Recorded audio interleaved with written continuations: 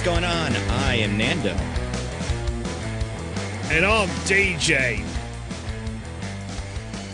And I am Diggins. And this is Mostly Nitpicking, a podcast where we can pick apart a piece of pop culture by looking exclusively at the details. Woo! All right. Oh, you guys, we are in for a treat this week. We have not seen I have seen it, but we have not all seen the Supergirl movie from the current day. So we decided to take a trip down to memory lane. None of us have memories of it because we were alive, but we watched the one from 1984, the one that the Flash looks at, and you're like, oh, she's in another universe of that one bit of the Flash movie. Yeah, where like if Christopher Reeves wasn't dead, it'd be kind of cute, but then he is dead, and it's weird. Mm-hmm. She's still alive though, right? Helen Slater. Yes, Helen Slater. Yes, good for her. I don't think she's that old. Well, that old. I think she's in her like 60s. I imagine she's she's old enough that she was 20 in the 80s, so she's probably so she can't be young. It wouldn't look like the same. 62? Are you guys saying 62 is old? Come on now. Say it's not young. It's old for getting a cameo in a Supergirl movie as Supergirl again. Like, does she have a cameo in this upcoming movie? No, but she's been in a lot of the other stuff. In like a lot of the Supergirl, she's in the TV show, live action show. Yeah, and Smallville, I think she was also in. She may have a cameo, and I didn't recognize her, but it's not any of the characters. It's not as big as Dolph Lundgren's in the Masters of the Universe movie. Yeah, it's not that, and it's not like I feel like those are usually super heavy-handed in that way. I think that's a great example of one of them. I feel like this movie has one, except I looked it up and it's not, and I'm like, what the hell was that then? What did you think it was? In the restaurant when she like runs off and she's like, I gotta go, and the waitress like turns to the camera and is like, I know how that is. Oh, like, yeah. Is that something? And it's not. Oh, that's she weird. Would assume it is because the way the movie plays that, right? Because she almost like looks to the camera when she says it. Like, I thought the same thing, Diggins. I thought that she was like, I ate so much Popeyes just now, I have to take a huge dump.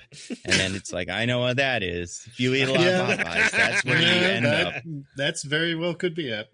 That's how I read that. But you're right. It does feel like one of those. But yeah, we'll talk about it. Supergirl 1984. It's a weird one. I'd not seen it until today, or like yesterday. Weird, really? Yeah, a little bit. Well, it's weird. It's weird because, and like we'll get to it, but it really came and went and like left no impact on culture whatsoever. So like I have not seen the same way that like the Catwoman movie that's bad, that also kind of came and went and left no impact on culture. I've seen clips of that all over the place because it's funny and that they're kind of silly. I've never seen a clip of this movie out of context, or like I had no idea who was in it. Yeah, which is, now that I've seen it, is insane to me. Yeah, right? Like it's wild. So I hope maybe the new movie will get people to rediscover this out of just curiosity. But speaking of movies, you guys, we got news. I'm going to share you guys a YouTube video.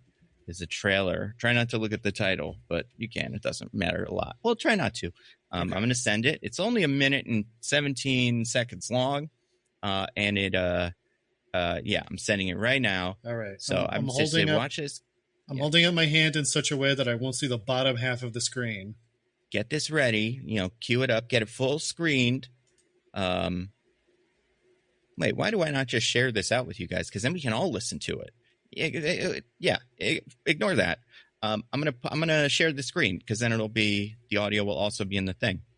And if they try to copyright strike me, too bad. Okay, so you're just gonna screen share it? Yeah. Let me work on this. Screen share. All right.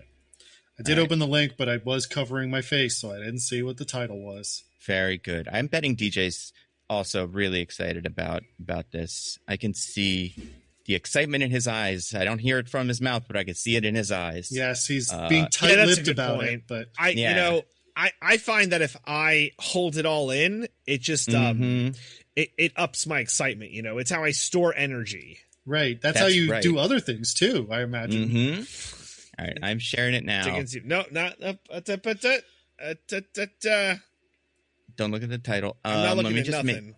Let me just make sure. And Actually, I'm going to do it again. This is great. I just want to make sure I'm doing the audio. Okay, I'm doing it. What can we filibuster with? Okay, good. Nope, not looking again. This is awesome, by the way. Ready? Here we go. So it's a minute. A terror warning in Northern Virginia. Radical Islam has designs openly on the west. The FBI. You guys can hear this, right? Uh-oh. Yeah, I can hear it. Attack over. I don't love what I'm hearing.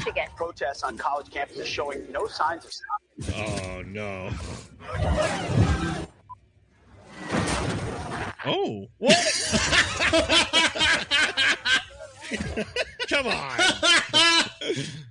I know. Live action Moana is crazy. No, this is something else, actually. Are you sure? Mm-hmm. Now everyone knows what's up, I guess. What could this possibly be that you want to talk about? Oh, Lafton University? Remember that. Is this an ISIS school? It's an ISIS flag where people are doing prayers Whoa. to Mecca. Yeah. Present day Harper, Virginia. People that aren't seeing it, that's all it is. It's a movie. It's called Run, Hide, Fight, Infidels. Oh my God. And for people who the right. title of that doesn't immediately ring any bells, this is the movie where and it says, by the way, it says coming soon or already here. And this is the movie where Jonathan Majors kicks a guy out a window or whatever for the Daily Wire. That movie is coming out. They didn't want to show it, even though it's the only thing anybody knows about it. All right. I was kind of hoping that would be in there. Let's see. Oh boy. So, yeah. Are you excited? Are you excited for Run, Hide, Fight, Infidels? The movie about what might be happening in real life right now? Yeah, definitely. We have not once ever done one of these Daily Wire movies, so I have never actually seen one. I've seen Lady Baller's clips because I watched videos, but I've never watched it. Yeah. And I really hope this isn't where we start. I was going to say, I've done the same for the original Run, Hide, Fight, which I've never watched, but watched people talking about. And like, that's the one that people will look at and go like, that's almost a movie. Like, it's kind of not, if you didn't know it was the Daily Wire, you could see it and go like, I could see that getting released. Active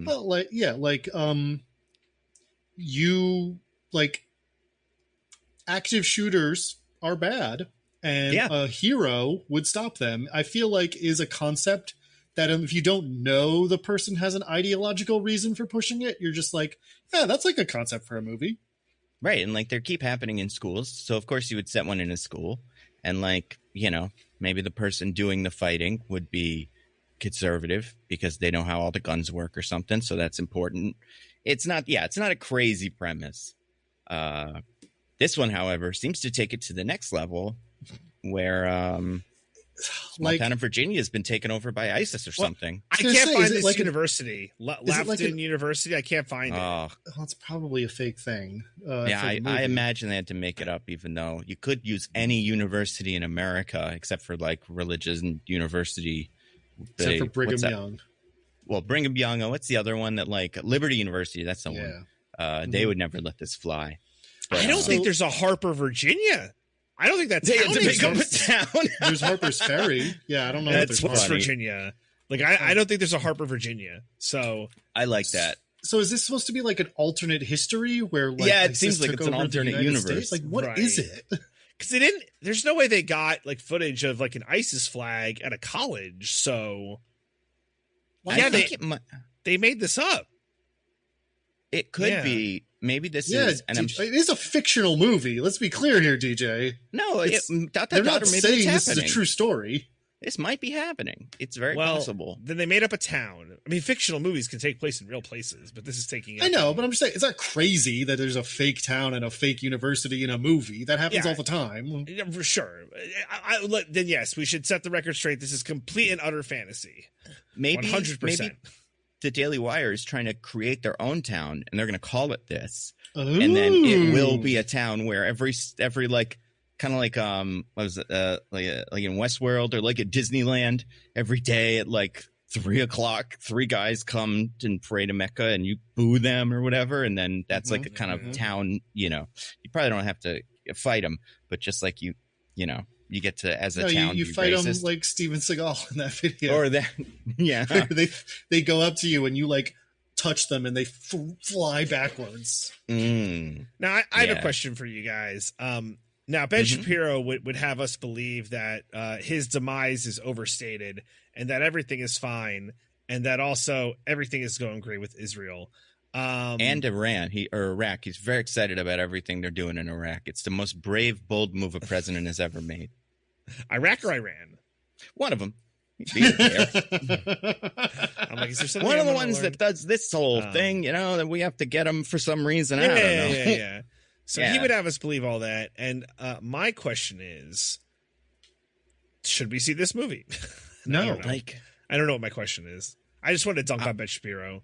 Fuck that guy. Again, I will watch video essays about this movie. But I haven't, and I never watched Lady Ballers, which is maybe the closest to one of these that I'd be like kind of so curious about that I would have to see. Right. Sure. But like, besides that one clip, we don't know what this movie's about at all. Like, we don't know, maybe there's a compelling protagonist that has like a wonderful arc about understanding or something. Played by an actor who's actually really good, but is also a horrible person. So this is the only work he can get. That's right. And played by that guy who kicked out a window or something. You guys remember when that happened? Yeah, we talked about it on this podcast. In my brain, I turned it into like that scene in 300 where they kicked that guy down the well. I don't think that's what happened, but I think Jonathan Majors just kicked the man out of a window for no reason. We have a video of it happening, and they both just tumble backwards out of the window. Nobody's kicking anyone. Right. No, that's what the video is. But the one in my brain that's funnier is the 300 one. And I would recommend everybody just think about that a little bit. It's pretty funny. Do you think if you watch this in a theater, when they fall out the window, everybody will whisper to each other, like, that's like the one out the window. Like how people do that when like they'll be yelling about it like chicken jockey. Yeah. Oh yeah. Yeah, that would be great. What would you bring to your theater to celebrate? I was just thinking this. I'm like, what's the thing, right? You bring a pane of glass that you throw on the ground to shatter. Yeah, right? Something like that. That would be pretty good. Kang all action figures you throw at the screen or something. Probably doesn't have too many other action figures. Do they make Creed action figure? Probably not. That would be a better one though. I've never seen them. I would imagine if they existed, I'd know about it. And that's true. Really, you would know about kids, it. Yeah. Well, they have those like adult collector ones, but I feel like they make those now for movies that were popular a long time ago. Right, like for when you were a child. Exactly, yeah. But yeah, and I mean, listen, there's a possibility that they did make an action figure of a shirtless Michael B. Jordan in Creed and just it always sells out immediately because I've never seen it in a store because it's just gone like that. Right. Yeah. Secondhand market for those is probably crazy. But yeah, so I don't know. This might be Benny Boy's last chance at being cool and everybody liking him. Oh boy. Do you think Hollywood is going to embrace him now and all his weird scripts? I don't know. What does our ambassadors have to say about this? Have they weighed in? They would have some good takes. I don't think any of them have ever done any of these movies, which is kind of surprising. Well, I guess Mel Gibson probably did one that we never heard about, but like... I don't think he's done one of these because he still gets to work in Hollywood for some unfathomable reason. No, yeah. He's also like... He had a run of very low-budget movies leading up to his reinstatement or whatever, but I don't think any of them were this. I think they were just like... movies where the budget was so low they would tolerate him, right? Like that Santa Claus one, remember that? Bagman? Oh my god, was it Bagman? That can't be Fat Man. Yeah, like that he was in that Boss Level movie. Yeah, he has like a ton of these. Any one of these could have been a Daily Wire movie. I think the problem is none of them have quite the obvious ideological slant necessary for them to be a Daily Wire movie. They're all just kind of nothing. He was in Father Stew. Remember Father Stew? Father Stew. Oh, boy. We never Father actually Stew, did it, despite a classic podcast character. Threatening to. Oh, yeah. Yeah. Maybe one of these days. I don't know. There's a lot of movies that have come up and been like, hey, maybe that'll be the one they do. I mean, looking at the just movies that are coming out, like our schedule's just slammed for like another month. Yeah, I mean that's how summer be. It's tough. And then I'm gonna have to force you guys to do Stop That Train at some point. We got to do Stop That Train. Oh my god! Come on, we got to do Stop That Train. I don't know, because on one hand, it's probably awful, right? Because I'm sure there are reviews for it. It's been out for a week or two. On the other hand, like, it's full of AI, and part of me is like, is it bad to even do it? Like, yeah, I don't know why they put so much AI in that. Because RuPaul's a bad person, right? As we all know, is RuPaul that's like a bad person? Is that? Yeah, RuPaul's kind of a bad person. They're really into fracking. I did not know that. Anyone, when they reach a certain level of wealth, just automatically becomes a bad person. Right, right. So, like, it's not shocking to me that they made a movie and it's full of this bullshit. It kind of makes you want to see it more, if I'm being honest. I mean, there's a lot of people in it that I'd like, or like that, you know, I'm like, oh, that guy's kind of funny, you know? So, but I don't know. There's just too much stuff going on. I feel like you were saying, like, we got. Next week, regular Supergirl. Week after that, maybe Minions and Monsters. There was another. We've never done a Minions, have we? No, but this is the one that they say is like actually kind of good. There's maybe who says that, Nando? Have you seen the reviews? The reviews are very positive. The reviews that are for the movie that's not out for another couple weeks. I mean, I don't trust those. They let critics see those a little early sometimes, every so often, especially when they're good, when they have faith in them. Next week. I don't know. I mean, Minions is next week. After that, we got Moana, Odyssey, something, and then Spider-Man. I don't remember what the something is. Pinocchio Unstrung, whatever this is. Oh, we haven't done a Pinocchio movie in a while. We used to really, knock those out. I guess Pinocchio. Yeah. We could do Young Washington. Apparently that sucks. Pretty funny. We could do, we got Odyssey. Week after that's really, I mean, there's that Motor City movie I've started seeing trailers for. With, like, what's his name in it? Alan Richardson. Your favorite guy. He's pretty good. I like him. He's cool. He's Jack like the Reacher opposite himself. Reacher's back. And all their stuff too. But and then after that, August isn't quite as good because there is a little gap of, like, nobody wants to put their movie out after Spider-Man. But we get that. Yeah. Hey. We got Super Troopers 3. I know. The new Paw Patrol movie. I know. Ooh, Evil Dead Burn. Fall 2. Another fall. Oh my god, Fall 2. Yeah. And then Coyote vs. Acme. Oh, August is all booked as well. No, I mean, August has the End of Oak Street movie. That's going to be something. Dinosaur Town or whatever. We got a Jason Statham movie where he's on a boat again. Yes. Right. Mutiny. I'm excited for that. Every time I see the trailer for that and they say, like, from the people who brought you Plane, I'm like, whoever didn't name this movie Boat should be fired. I know. It's so true. It's a bummer. But August, I mean, maybe it'll be September. September things slow down a little bit. I don't know if we're going to do Practical Magic 2, which opens on September 11th. It's like that thing that you liked before, remember? I've seen Practical Magic. A little bit like this, honestly. It's about witches that are just people and kind of kooky ladies. So actually, very much could be like a lead-in kind of prequel to Supergirl 1984. So let's go back in time and do that one. We'll use the Omegahedron plus the my god, that is. That does so much. Everybody hold your Omegahedron. Whoa. Oh my god, it's the Omegahedron. Don't drop it.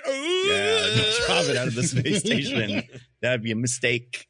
then you have to go to the Phantom Zone. Apparently, we'll talk about it. And yeah, we'll talk about it now. Let's talk about Supergirl, 1984. It's funny. Anytime a movie came out in 1984, it gets this tagline. It sounds like it's a Supergirl movie about surveillance or something. You know, like Supergirl versus the Big Brother police state. But Diggins, as the winner of last week's IMDb Bees and Spelling Bee, where you knew the most popcorn bucket things. That's right. Would you remember like to, the forgettable Netflix movies better than DJ did? And you kept saying that one, and that did eventually pay off. I can't remember which one it was. Unlike every other time we've tried that, it actually worked. Yeah. But yeah, so you want to take it away here? Yeah, so here at Mostly Nitpicking, we play a little game called the IMDb, B as in spelling bee, where my two esteemed co-hosts have to try to guess what the IMDb summary for this movie is. And you might be asking yourself, where does IMDb get those summaries? Well, I'll tell you. They have created an entire pocket dimension at imdb.com headquarters where they have a whole ecosystem of interns who are living whole lives, like the whole birth and death of a universe taking place in this pocket dimension every week. And the whole purpose, like, basically these societies evolve, form, go through, Stone Ages, like build up to modern civilizations, then spacefaring, go out into the stars. And they learn that their purpose is to write summaries for movies. So the apex of civilization for these little pocket dimensions of interns is eventually they carve into the heavens themselves the summary for a movie that came out this past week in our world. And then their entire civilization collapses and the universe explodes and they all die. Can I just say, this sounds like the plot of a Rick and Morty episode, right? Like, it kind of is. What are those for, Rick? I'm to be summaries, Morty. They're hard to write, so I make a little pocket universe that I torture them. It's similar to a season 1 or 2 episode, I think.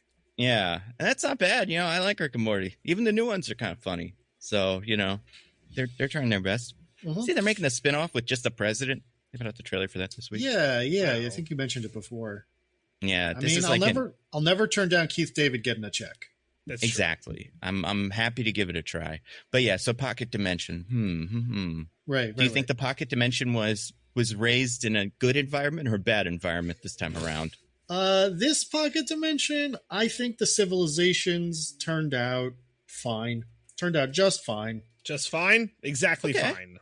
Yeah, it's like as much as you can have a summary for this movie, for a short summary of this movie, because it is a short one.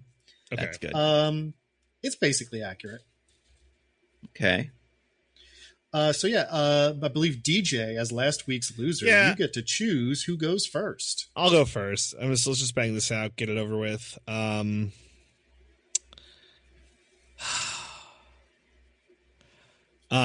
Kara Zor-El, also known as Supergirl, must find a device that will save her people from annihilation. Period. That's it. This is short and sweet. Okay. Sure. I'll say Kara Zor-El travels to Earth to retrieve a powerful object and becomes Supergirl. That's it. Nando was on the verge of me just giving it to him. Wow, man. There was a point where like you stopped for a moment and I was like, the next couple words out of his mouth are a certain sequence of words. I might just give it to him. Wow. But they weren't. Damn, what would they have been? Maybe next time. So the actual summary is after losing a powerful orb, which you said a powerful orb. And I was like, and then you said object. Yeah. Dang. Kara Zor-El, amazingly, you both said that, and that is in the summary. I mean, I know her name, and I figured it's sad or nothing, so. That's her name. Superman's cousin. Yeah. Comes to Earth to retrieve it, and instead finds herself up against a wicked witch. Oh, okay. Neither of you mentioned they the get witch. into the witch. Yeah. So you both did okay, but I don't think either of you really did stand out. So we might need to go to some kind of tiebreaker or something. Okay. Perhaps. Oh, that'd be interesting. Yeah. So I was watching this movie, and I was like, sure are a lot of kooky characters in this one. So I cooked up a little tiebreaker here that I am calling Characters Welcome. Because I took all the character actors in this movie, or many of them, and I have pulled up some other roles of theirs, famous or otherwise. And I'm going to list out the roles that they have played. I have 3 for each of them. And I want you guys to try to guess who in the movie played those roles. So basically, I'm going to list a few roles, like the names and the movie or what have you. Sometimes it's a TV show or something. Okay. And then you guys have to tell me, you can either tell me the actor name if you happen to know it. You're probably not going to. So you can just tell me like the character in the movie. Okay, you don't even need their name. You can be like, her friend that does the thing. No way in hell. Yeah. I'll take any specification of exactly who you mean. And we'll do this as a buzz in one. So you guys can at any time, if you think you know it, buzz in. And why don't we just you guys give me your best magical incantation if you were a witch, and that will be your buzz sound. Okay. Oh man, there was one that I loved and I forgot what it was. Remember the one where where she makes a metal bend and she's like, her friend is like, "What are you doing?" And then she just shouts like Vazuva or something, and it's like, you're supposed to know what that is. I don't remember that line. No, it's not Vazuva. It's sillier than that. Anyway, I'll figure something out. Yeah. So when the spirit moves you, just call out your magical incantation, and you get to guess. You each get one guess. So basically, if one of you buzzes in and is wrong, then the other one can just wait to hear the others before they guess if they want. And then can I ask? Go ahead. Nando. How many of these are there? I have 10 total. 10. Okay. 10 is much less than we usually do, so. No, that's okay. And we're guessing the character. Yeah, I have the actor names, but I know what characters they play in the movie. So as long as you just give me the character in the Supergirl movie, that's fine. All right. All right. Let's just hop right into it then. I got a softball for you first, and then we're gonna get harder. So for the first one, Sir Cedric Charles Willingham in King Ralph. Wow. Ooh, okay, DJ, you're going off just the first one. Is it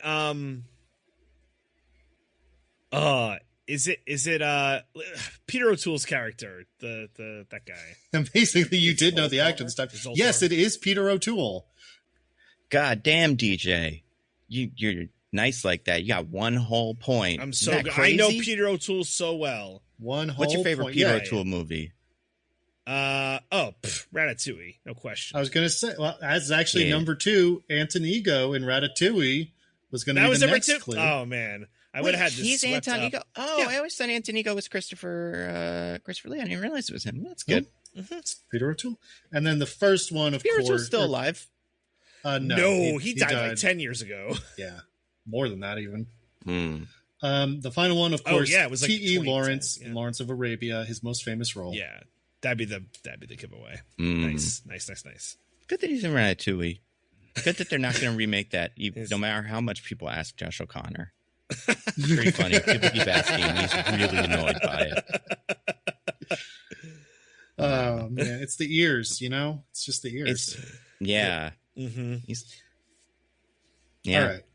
Anyway, I have so DJ's up 1-0, but there's still 9 more to go. Plenty of time for Nando to take the lead. Okay, plenty of time. So the next one, Shelley Keeler in an episode of Max Headroom. Doris Finsecker in the movie Fame, and Sharon Cooper in Grease 2. Ziggity Zoo. I'm going to say the best friend, whatever her name is. You talking about Lucy Lane? Yeah, right. Lois Lane's sister? Yeah, I should be able to remember that. But yeah, that is Lucy correct. Lane. This is Maureen Tiffy. Wow. Yeah, she got Rizzo hair. I don't know if that's Good job. but yeah, that's. I don't know cool. if that's who Sharon Cooper is, if she's the Rizzo, but yeah. Good job, Nando. All right. We're tied up 1-1. Good job by you, Nando. Shoot. All right. Ready for number 3 here? Yes. I am ready. All right. Sam Bauer in an episode of Criminal Minds. Oh. Arthur Reeves in Batman Mask of the Phantasm. That's okay. interesting. I'm going to guess the gardener, whoever that guy is. Yeah. Yes, indeed. This was Hart Sexy Faulkner, partner. Nice. who is the gardener or landscaper or whatever the hell he is Yeah. in this movie. The Yeah. last clue was he is Harry Ellis in Die Hard. Wow. Oh, I didn't Cool. recognize him. That's interesting. Yeah. Cool. Good for him. Yeah. Mhm. Love those. All right. So DJ's up 2-1. It's a Nice. real slobber knocker so All far. right. Yeah. Back and Wow. forth. Okay. Neither of us have been, knock on wood, wrong yet. I'm sure That's it's going true. to You happen. guys, you guys are killing it. Yeah, we know our guys. But, it's only going to get harder. Okay. Mm-hmm. All right. Moving on. Uncredited roles as voices on a radio in 2 different James Bond movies. You Only Live Twice and Diamonds Are Forever. Biggity biggity boo. I'm going to say, is this the professor? That is incorrect, Nando. It is not the professor. Ooh, I get to hear them Okay. all now. Sick. Yeah. Go for it. He won an award for playing Nicely Johnson in a West End production of Guys and Dolls. Okay. Some of these I had to really look. Yeah. And he was the right door knocker in Labyrinth. All right. Oh. I'm just going to have to guess the dean or headmaster of the girls' school. That is correct, DJ. That's a good David guess. Healy. Nice. Forgot that guy was real. Thought I imagined him. So now pulling ahead 3-1. Oof. Nice. Okay. Nando, you better start catching up. Yeah. All right. For the next one, we have Moloch in the Zack Snyder Watchmen. Oh, I saw this. Ma. Yes. I'm going to say this is the one I just thought it was, the professor. Nigel. That is incorrect. It is not. Well, this is Nigel the crazy. Professor. They got to fix this and make it him instead. He's perfect for the role. I know him. Yeah. Wow. Okay.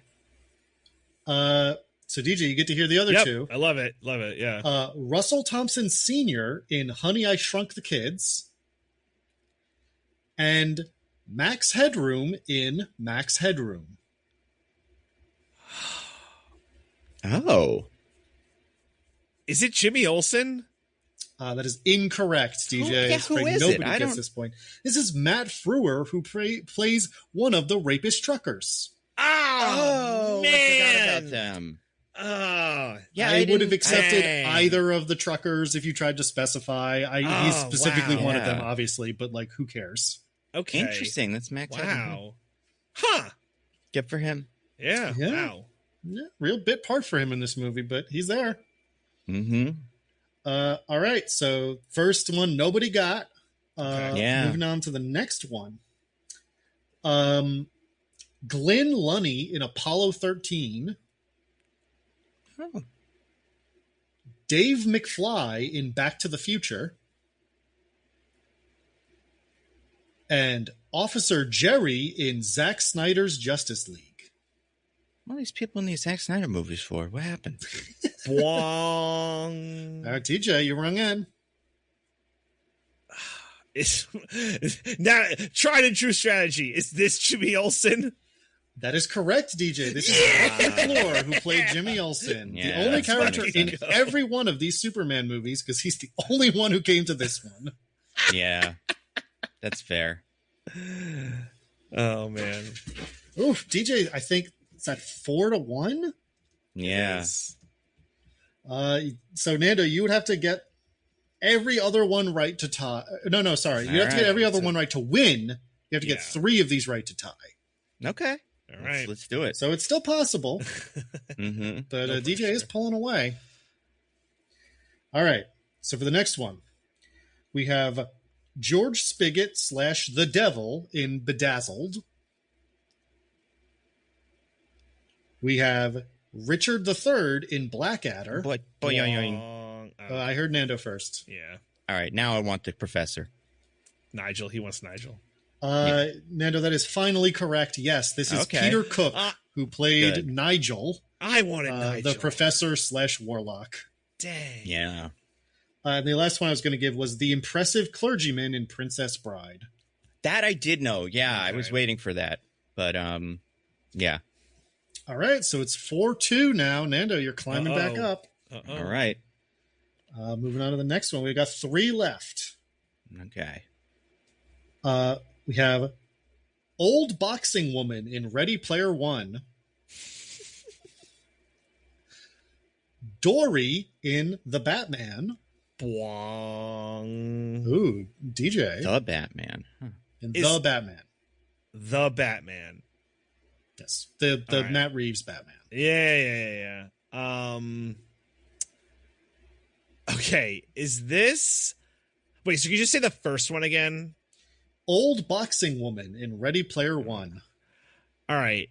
Is this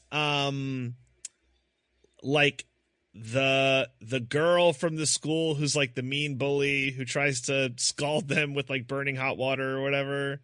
That is incorrect, girl? DJ. I'm Okay. sorry. That is not who this is. All right. Well, I'll so hear Andy, the last one. Yeah, you get to I hear don't the think last it's one. going to help that much, but I'll hear it. It might. Trillion in the Hitchhiker's Guide to the Galaxy TV series. Oh, okay. I'm going to guess... I'm trying to think, because obviously it's a woman who was young during the time this was recorded, so that she could be, presumably around for The Batman, which was kind of recent. That's true.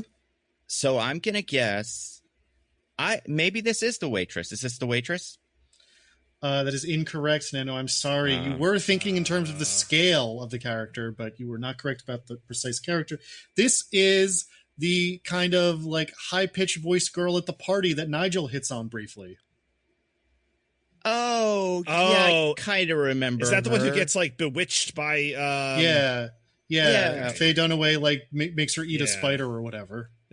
Right. Yeah. Oh, I forgot about that. That sucked. Interesting. All right, so nobody got that one. We have 2 left. It's 4-2. Nando, you can still tie this. Okay. So for the next one, we have Linda Riggs in Once Is Not Enough. Bunny Bravo in Johnny Bravo. And everyone's favorite, Gloria Tribbiani, the mother of Joey Tribbiani in Friends. Yeah, DJ? Is this was her name Bianca, like the best friend of Faye Dunaway? That is correct, DJ. This is Brenda Vaccaro, who played Bianca. I did not realize she was related to Joey. I could see it for sure. Good for her. She's only in 1 episode, but she is in there. Nice. Wait. Did we determine is she in Joey or Friends? She's only in Friends. Only his dad shows up. Not in, okay. Right. Yeah. I did it. Woo! So yeah, DJ has clinched it with 5-2 now. But we're gonna do the last one anyway, just for fun. Yeah. Down to the wire. That's good. And this is a hard one. We have the Duke of Buckingham in The Three Musketeers. What year? From like the 70s. Okay. Bishop Gardner in The Tudors. Okay. And Winston Churchill in Young Winston.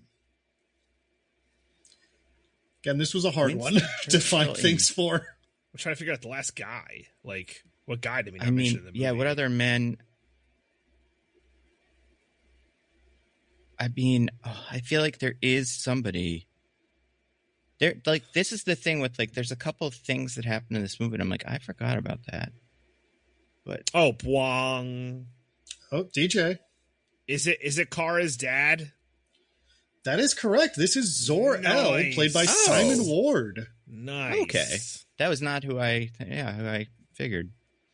I kind of figured it was the other rapist. That would have been my I looked into him. It felt like it was he's not minor actually character. He basically is a very minor actor who never did anything particularly interesting.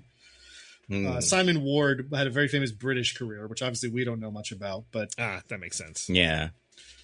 So yeah, wow, DJ surprisingly good at this one, winning 6-2. Nailed it. A real trouncing. I mean, it's good because it's a game that doesn't heavily rely on memory because you don't have to remember names or things like that. Like there's it does heavily rely on memory of remembering the characters in the movie and also remembering if these roles, if you know them, and if they could plausibly be. But to be fair, it didn't for us. Fully, we were just guessing every single one. Yeah, right. Yeah, I think we would have done about as well if we'd never seen this movie also. I'd just be like, the old British guy. And that would pretty much be what I said just now. Well, but then you have to say which one. There's multiple. Yeah. That's true. There are two old British guys. The tall one. That's what I would have said. It's a great... the one who looks like he just like threw some rags together as clothes. Yeah. Just a patchwork of fabrics. Wait, which one is that? Because there's two of them. Zoltar like that. Yeah. Everyone loves Zoltar. Mm-hmm. But DJ, as the champion at knowing character actors from movies in the 80s, you get to tell us what you thought of Supergirl 1984 first. Hey, listen, so we've had a cool run of these, of doing the movie, but the old one. We did Street Fighter 94. We did Masters of the Universe 86 or whatever it was. Yeah. Now we're doing this one. And it's nice to go back to these old movies, except when it's not nice, because this one's not very good at all. I think there's a huge problems. One, Supergirl barely in it. They shouldn't call it Supergirl. They should call it they should call it the Evil Sorceress. I feel like that's the main character of this movie, and certainly where my attention was pinned. Yeah, I mean, listen. After a certain point, I was like, hope she kills Supergirl. We can get this over with. Yeah. And even that being said, not as a compelling villain as, those other two movies that I mentioned in Skeletor and Bison. So it's not okay. I wouldn't say it's a complete failure because there's like some schlocky bits that like I got some chuckles out of me. The entire scene with like the fucking bulldozer just rampaging on the town is amazing. Apparently took 22 days to film.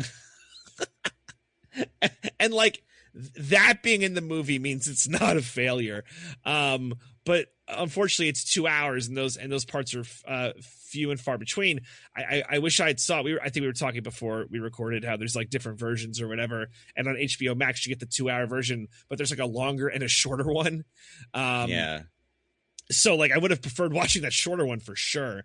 But like the performances aren't like horrible, right? It's like it's a very like 5 out of 10 with some like highlights, but like it just doesn't like evoke a lot of joy. But I'm not here to call it dog shit or anything like that. Let's save that. It's no Hunger Games movie. Let's be clear. Listen, we got this November coming soon. It better watch out. The story of Woody Harrelson. Yeah. It better make me stay awake. So yeah. I don't think any force on earth can do that, DJ. That's fair. Yeah. I didn't doze off for this one, so I guess that's a plus. But yeah, it's like fine. It's like, don't run out and go see it. Oh, and my other problem, just as part of a review, they need you to know a lot of information going into this that might not be comic information, but at least watching a previous Superman movie from the time period, that would be helpful. And it's just a note as someone who cannot even kind of remember those movies. DJ, I'm like, I looked into this. This movie starts assuming you know a bunch of information that does not exist anywhere. Awesome. Yeah, I don't think any of this is in the Superman movies at any point. Besides Jimmy Olsen existing. Opening bit is completely new information. Fucking awesome. Yeah. All right. Can't wait to talk about that. But before that, Nando, you get to tell us what you thought of this movie. And did you hate it more than Disclosure Day? I can't have hated it more than Disclosure Day because it's not trying as hard to be like important and cool. I don't know what the deal was with this movie. Like, if this was made, this feels very much like a let's keep the rights to this thing kind of movie that we used to get with, like, you know, Fantastic Four and stuff like that. So I don't know what the circumstances were. It's bad. As far as I understand, from the little I looked into it, it's basically like they really wanted to cash in on how successful the Christopher Reeve movies were. So they greenlit a sequel, like a spinoff, with no idea of what it was going to be, and then nobody wanted to be in it, or like nobody from the original movies wanted to be in it. Christopher Reeve wouldn't be in it, even for a cameo, and it just sort of like went through a bunch of script revisions. It was just a huge mess. Yeah, so like I feel like then that is like that kind of makes sense. Although, like, I guess then I'm kind of like harsher on this movie because it could have been good. I think I think this movie clearly doesn't know anything about Supergirl besides kind of what she looks like and what names she has gone by. That's kind of how comic book movies were back then. And maybe now, I don't know what to tell you. But yeah, no, it was very, like, I feel like it's tough because, like, so Superman, right? I mean, comic book movies back then was just the Superman movies. And that was pretty much it. And for those, like, they would rewrite parts of, like, how Krypton works, or, like, what the S means and stuff. But for the most part, like, they would just go, like, I guess Lex Luthor's kind of a big deal in those comics. Like, let's put him in there, and he works at Daily Planet, so let's make sure that's a thing. With this, like, part of the problem is Supergirl comics are kind of weird, and also because of, and I don't know when was Crisis on Infinite Earths? When did that happen? Because she did, like, famously die in the comics and was absent from a lot of the material. That was like a year after this movie. Okay. So that would have explained it, but it doesn't. Because then they kind of had this weird directive to not put Supergirl in stuff, so she could remain dead. But so, like, as someone who knows enough Supergirl stuff to kind of tell when one of these things is made up or whatever, I didn't like it. I thought, what's her name? Was Helen Slater was playing a weird version of the character, but like there were some parts where I was like, oh, I can kind of see this working. Like when she's being Supergirl, I was like, oh yeah, this is okay. But like, oh, and some of the Kara stuff, really just pretty much everything at the beginning stinks, and like it sets up this movie to be really, really bad. All the Krypton stuff or Argo City stuff doesn't make any sense. The bad guy's stupid but very, you know, cool, so we love her. And then all the stuff where Kara comes to Earth and looks around and goes, what is bicycle or whatever? Like that stuff's horrible. And like, I don't understand. Part of my problem with this movie is I just cannot figure out what Kara is supposed to be. Like what we're supposed to look at her and go, oh, right. She's 12. Like that's, but like, I don't know. The character's insanely dumb. As far as everybody else in the movie, bad. But doing their best, but like horrible characters. And not besides Jimmy Olsen and I guess the Lane sister, but like, who cares? But like, none of them I feel like resemble characters you would expect to be in the Supergirl mythos. And like, I don't know, man. What would you figure they would do with this is just give it a fun, take some random Superman villains that they're not going to use, just put them in this. But instead, they did this weird thing with the witches and like, I don't know where this comes from historically. If this was just like these movies are kind of hot right now, like witch movies, let's put some witches in it. So yeah, I don't know. It's bad. It's very bad. Helen Slater's trying her best. Everybody's trying their best. But it's very bad. And I think it is kind of funny for a so bad it's good watch. But it's very bad for anything else. Supergirl fans would hate it. I'm not surprised this movie was a huge failure. And I'm not surprised. Like, so you said Chris Reeve didn't want to do it, right? Like, yep. did he get a look at the script, or did he just go like, I'm not going to do another one of these? Not for me. Unclear. That would make a lot of sense because this script is bad. That's maybe the biggest problem with it. I will say he very early in the project was already like, I don't want to do it. Before there were a bunch of rewrites. So I think he just didn't want to do it. And that makes sense. And I don't blame him for that either. Really, the movie stinks. Diggins, what do you think of this movie?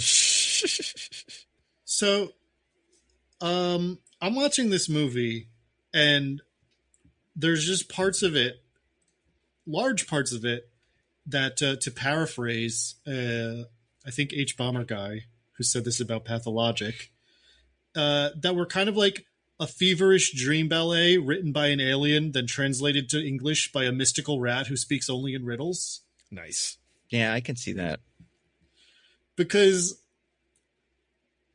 everything is so baffling. Every choice, every line of dialogue, everything a person does or says in this movie, like for large stretches of it, I'm just like, what's going on here? Why is it like this? And there's a part of me that really loves that. Oh, okay. There's a part of me that was delighted by this movie. Well, that makes sense because you like Disclosure Day, and that's basically another way to describe that movie too. No, to be clear, I don't think it's a good movie. It's very clearly a bad movie. But it's bad in a way that I found kind of delightful. Or at least in parts, because it does have really long, boring stretches also. Where she's just sort of like wandering around a boarding school and being like, what's a train? And then the next scene, she's like, I love Popeye's chicken. And I'm like, what do you know and what don't you know? I don't know. Yeah, it's really weird. But it's just not like so weird in like a Lynchian surrealist, you can't hit grips on what's like happening, but there's an emotional truth to it sort of way. It's really weird in a like, I can't imagine why anyone made any choice they did while making this movie. They're all crazy, but I think it's fun in that sort of like bad movie night kind of way because of that. Like more than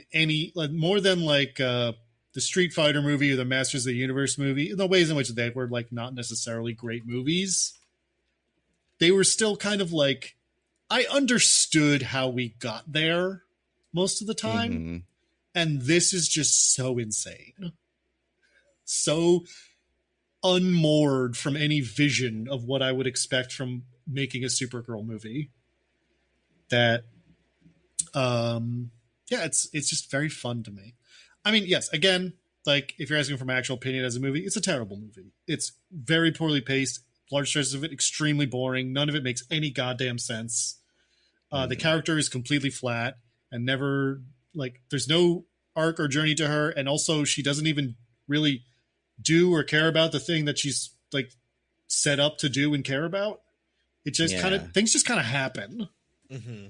And we'll get to talk about all that. All that makes it like not like a good movie by any stretch. But yeah, if you like watching things that just are kind of charming and how utterly bizarre they are, then I think this is fun. Yeah. Wow. I just learned something, by the way, because you were talking about writing and all that. And I'm like, I actually haven't looked up the team behind this. So the director has worked forever, whatever. The writer of this movie wrote almost exclusively Muppet stuff. For a while, like he wrote The Dark Crystal, he wrote 48 episodes of The Muppet Show, but then he went and decided to write a little movie called Masters of the Universe in 1987. So same guy, makes total sense. They just had this guy like they saw the Supergirl movie and went, "Can you do that for this?" And he did. Maybe worse. And he was like, how many characters you want me to make up? All of them? And they're like, just stick to one. And then he wrote Gwildor. Yeah, exactly. Ooh, yeah, that's good. This movie could have used a Gwildor, honestly, and she could have come up with one. I bet there's one in the Supergirl mythos. She could have just made one because she just makes up powers in this one all the time. That's true. Yeah. Yeah. How did the bad guys not have a little Gwildor guy running around? That's like, I guess that's what Brenda Vaccaro was. She was their Gwildor. Yeah, she kind of was their Gwildor, and she was pretty cool. Yeah. Well, Diggins, that's great. I'm glad we all have the same opinion about this movie, that it's weird and bad, but kind of fun and strange. Had any of you guys watched this or seen anything of this movie before? But before we get into this, I spent a large part of my life that I even knew this movie existed, assuming it had never come out. Yeah, I could see that. I mean, I'm sure it was a huge bomb. Like, do we know? Massive. It made like $13 million. It was in the context of a big Hollywood release, even in the 80s, that was abysmal. Mm-hmm. So yeah, I think that's, and that, like, you know, is what this deserves. But yeah, I don't know. It is very strange. And which Supergirl or Superman movies did this come between? Because this is obviously 3 and 4. Oh, okay. So that's when those started to kind of spin out too. Yeah, you're right. Superman 3 was 1983. Yeah, this is bad.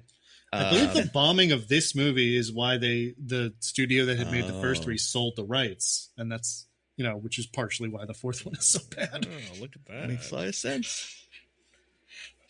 Well, you guys, speaking of bad, time for me to do a bad job of describing what happens in this movie. You're gonna be great. I am gonna be great. No, it's gonna be awesome. I'm excited. Yeah, it's just word association anyway. So, yeah, exactly. Just close your eyes and say whatever you think of next. I'm excited. I have to find a timer. Hold on, let me get my timer ready. What Supergirl timer could he possibly decide? The one with stars again, because it is my default, and it seems to have to do with all of the movies of the day. This movie has stars in it, so I guess that's that's why I did that tiebreaker, because all the stars were in this movie. Oh, and for look that at reason you, Diggins, you cheeky boy. Obviously, I didn't do the really famous people in the movie like Faye Dunaway. That's pretty much Peter O'Toole's pretty famous, right? Peter O'Toole's pretty famous. I wanted one famous person to be ease you into the concept. Yeah, right. And then I just wanted the obscure character actors. Well, I didn't need the 3 point. I won by 4 or whatever. I mean, I didn't do Faye Dunaway, and I didn't do Mia Farrow for that reason. Yeah, I was waiting for that one. I'm having trouble finding the one we like. Rid of it? I don't know. This website sucks, so it's probably my fault for not being able to find it. But like, I could have sworn it was in sensory timers. I was gonna say, can I say, when I realized how little of this movie Mia Farrow was gonna be in, I was like, what are we doing? Yeah. Well, it's funny because it's like it's the what's his name role, right? That's the it's Marlon Brando. Marlon Brando role. Yeah, like this is exactly what you get one of these dorks for. But I kind of assumed that was just what Peter O'Toole but Peter O'Toole sticks around, he comes back. He's got some stuff to do. I loved it. We'll talk about it. All right. I cannot find the one I liked, so I'm just going to go with Flowing Goo. That's a shame. Oh, man. You can't go wrong with Flowing Goo. Like that at all. Might be a new favorite. Yeah. Let me just... Listen, I think goo is a recurring element on this podcast. I think we talk about goo is a big element of this movie. Yeah, goo does come that's up. Get a lot of goo. There's some good goo in here. I don't know about good goo. Well, I mean, somebody likes it. So I'm going to get this thing going. Nice. I think when I hit start, it's just going to go. So I don't know what it's going to look like. We'll see how it is. Let me just be real helpful to me. Just to do nothing here, not even pulling up any video so I can just watch it and make sure I don't forget stuff. It's easier when it's a vaudable movie. It is so much easier. But we'll never know because that's not what I'm doing. Anyway, here we go. Start 3, 2, and we got 15 minutes. All right. 3, 2, 1, begin. Okay. So They did Supergirl. She's in Argo City, which in this is in another dimension or something. It's this inner it is space. Yeah, it is like kind of not like a dome, but it's this like weird kind of crystalline fortress thing. And Kara Zor-El lives there. Obviously, she lives there with her parents. What was it? Lara Zor-El? And then her dad is just Zor-El, right? Yeah. I don't know. Yeah, It doesn't matter. Just like Superman's dad is just Jor-El. Right. But then, like, his name is Kal-El. It's Kal-El, right? It's not Kal-El Jor-El, you know? But her name is Kara Zor-El. And it's just her dad's full name. It's weird. Anyway. Well, men get to have their own names, and women get to have names that are stamped with their husband or father's names. Just like in our world. I guess so, but then none of the other... Anyway, we'll get to it. None of the other women in these have that. But, okay, so she lives on Krypton, or not Krypton. It's something else. It's Argo City. Although she appears to be a Kryptonian, she is Superman's cousin. Yes. But yeah, it's unclear how they got there or why they're there at all. Besides just, obviously Krypton exploded, but like, where did they get this whole place from? I don't know. But she's going around. She's like living there. Everybody's wearing white and like being fancy. And she meets a magician guy named Zoltar. And he is like the town magician / scientist or whatever. Well, sufficiently advanced science, my dear boy, is indistinguishable from magic. Nailed it. Yeah, except this guy has a big stupid wand that he uses to like build the city or something in his spare time or whatever. And this is a Peter O'Toole character. He seems on one hand trustworthy and on the other hand like a secret villain or something. I really wasn't sure how to read this character or how I was supposed to read this character originally, but it turns out he took to do experiments with, I guess, or whatever, the Omegahedron, which is a little blow pop ring that spins around on your palm. It's about the size of a baseball, and it contains all the magical energy to whatever. Also, it seems to power Argo City or something. That doesn't, I don't know if it like keeps the force field up or something, or it just like keeps all the lights on. And he just like borrows it for fun. Now, he has it and like gives it to like Supergirl doesn't get it, but she, you know, like starts playing with it. And accidentally blows a hole in the space station or whatever. And then the Omegahedron falls out of it. So it's like, holy shit, there's no Omegahedron anymore. We're all going to die, I guess. And Supergirl's like, don't worry, I got this. And she goes and sits in a super like space ship thing and then just leaves. And she's like, I'll find it. And everybody's like, she's not going to be able to. It's bad. And Zoltar, I guess here gets banished to the Phantom Zone. Although we don't see it, right? It's just like something he's we just hear like, about. Well, guys, about to get banished to the Phantom Zone because of how I fucked up. Yeah, and I guess we have seen in this universe, we'd seen the Phantom Zone in Superman 2, so it is something people were familiar with. Okay, so Supergirl's on her way to Earth. Then we see this lady who's a witch. She's got red hair. And she's, you know, in her 40s or whatever. She's hanging out with this other guy. He's British. He's also maybe a wizard or something. It's unclear. They see Supergirl land, and then they also see the Omegahedron or whatever. And they're like, holy shit, this is awesome. They take the Omegahedron, and the lady takes it from the man, and he's like, fuck you, dude. And then she leaves or whatever. So she's got it.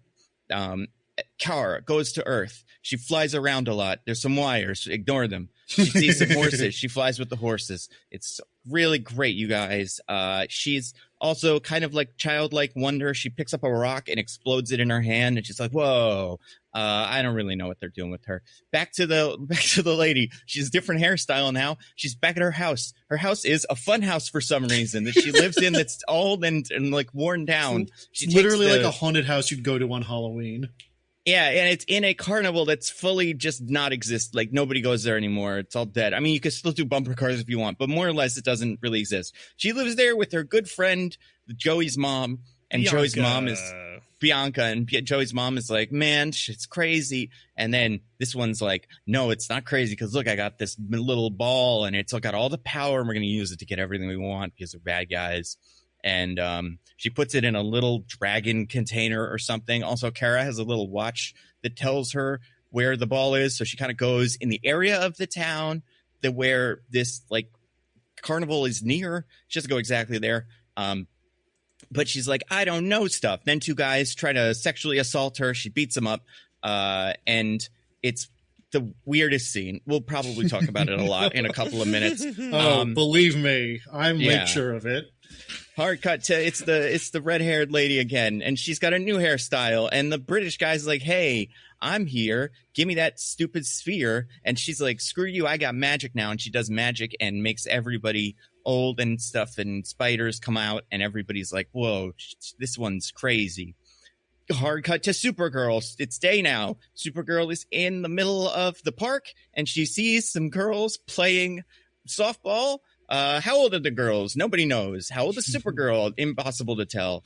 But they are wearing like some school uniform, like some sort of, private school. Not the ones playing baseball, but other ones.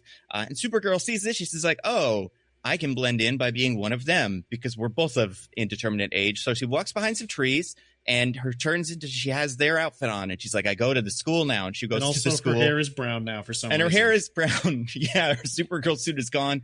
So she goes to the school and fakes some records from her cousin to pretend that she's supposed to go to the school. And the principal's like, I guess you do go here. So then she meets Lana. Oh, no. She knows that her cousin is Clark Kent in Metropolis, the journalist, somehow. Yep. She does know that. But then, also Clark Kent's not here because he's on a mission in space. We hear on a radio, so don't worry about it. But then, Clark Kent isn't. Superman is. But Clark Kent, we know, is Superman. Speaking of people that know Superman, kind of, Lois Lane's sister is in this school, and she becomes Kara's roommate for some reason. And she's like a cool streetwise kid who wears her hat backwards, or not backwards, to the side. Yeah, she doesn't fuck with nobody. And she's like kind of a fan of Superman. She's like, oh, my sister has a thing with Superman. And Kara's like, I know Superman too. Isn't that weird? Everybody knows Superman. But then there's this hunky guy. He's like a gardener or something. And the redhead lady's like, ooh, I want to have sex with a hunky guy. And then everybody's like, okay. The hunky guy also was at the baseball game watching the children play baseball. Nothing weird about that. I guess it was softball. Kara is at this school, and they're playing, what's that game? What the heck is it called? Where lacrosse. They have the little hooks. Lacrosse. They're playing lacrosse, and somebody beams a lacrosse ball. Because they had field hockey. Oh, it's field hockey. Yeah, that's what it is. I get those confused. Somebody beams a field hockey ball at one of the girls. One of the evil girls does, but Kara blocks it and it disintegrates. And everybody's like, "Thanks, Kara, for whatever that was." They go take a shower. The evil girls are back. They're like, let's turn the shower up to way too hot. And Kara instead burns them with the water, and everybody makes fun of them because they're all wet in the bathroom where the other girls are showering. Then Kara puts on a bra. We don't see her boobs or anything. She puts it on overshirt because she doesn't know what it is. And everybody's like, huh, okay. But then she starts stuffing it. So, does she know what it is? Yeah, it seems like she knows what it is. Okay, so now Redhead, she's the witch. She's full witch now. She's like making potions and doing spells. The other one's playing in the amusement park. But then the hungry guy comes over and she sets them up with a love potion. She makes a love potion that makes him fall over and he's knocked out. And the next person he sees, he's going to be in love with. So then that's like, oh, it's going to be her because she's the next person he's going to see. Or it's going to be whatever her name is, Babette or the friend. It doesn't matter because that's not the next person she sees, because there's a whole thing where he gets he wakes up all confused and wanders around not seeing anybody, and then ends up bumping into Supergirl because even though he wanders around for so long not looking at anybody before that happens. Even though he passes a lot of people in the town, he doesn't actually look at any of them. So the magic lady's like, I know what I'll do. I'll use this big tractor kind of thing. What's that called? Like backhoe? I don't know. And she excavator, and she sends it down the town and has it eat him up in its jaw. Nobody's driving it. But then it starts just causing chaos in the town. But she's like, if I bring him to me and no one can see him, then he'll fall in love with me.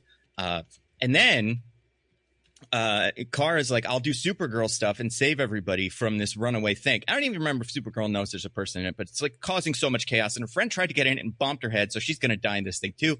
Supergirl manages to rip the front off of it and flies away with it. And who knows what happens to her friend. but she saves this guy, and the guy sees her and is like, oh my God, I love you. I'm a mechanic, but I speak French or fancy Shakespeare now. And I love you so much. And she's like, maybe. And then the witch is like, I'm going to do even more evil magic, and I'm going to fuck shit up. And she sends a big monster or something. And Supergirl uses electricity to kill it. Well, they didn't have the budget to have a big monster in Nando, so well, we're gonna get almost a big monster later. It's fine. Nothing. No, don't expect to see any big monsters or Supergirl villains while we're here. But then the thing that Omegahedron is going crazy, you guys, because it makes the thing even bigger that it's in for some reason, because it's all magic. And Kara's like, well, I actually know where this thing is now, because I still have this I don't know, watch I've been ignoring for the rest of the movie. So I'm just gonna go get it. And then the guy follows her because he's in love with her, which is weird. But I mean, it's weird. We'll talk about it. It's really weird. And she kind of kisses him because she's like, okay, whatever. I have the mind of a child. And then she's like, no, actually, I'm Supergirl, and I know what's going on. And she tries to beat up the lady. But then the lady does all kinds of magic spells, including making a bumper cars come to life and try to kill the guy. But Kara saves him at the last minute. She flies the bumper car away, flies it all the way to an island somewhere really, really, really far away. Coconuts. And leaves the guy there. And she's like, hey, stay here while I do this and fix this. And the guy's like, but I love Kara. And she's like, Kara's gonna be fine. Don't worry. I'm Supergirl. I know. But and also then, Nigel has ended the spell at this point. So it's like, why do you love Linda? Yeah, he just kind of stops doing he stops doing Shakespeare stuff, but he's still him, but he's still in love. Also, she puts her finger in his mouth. Not in a sexual way, but she does do that. It's weird.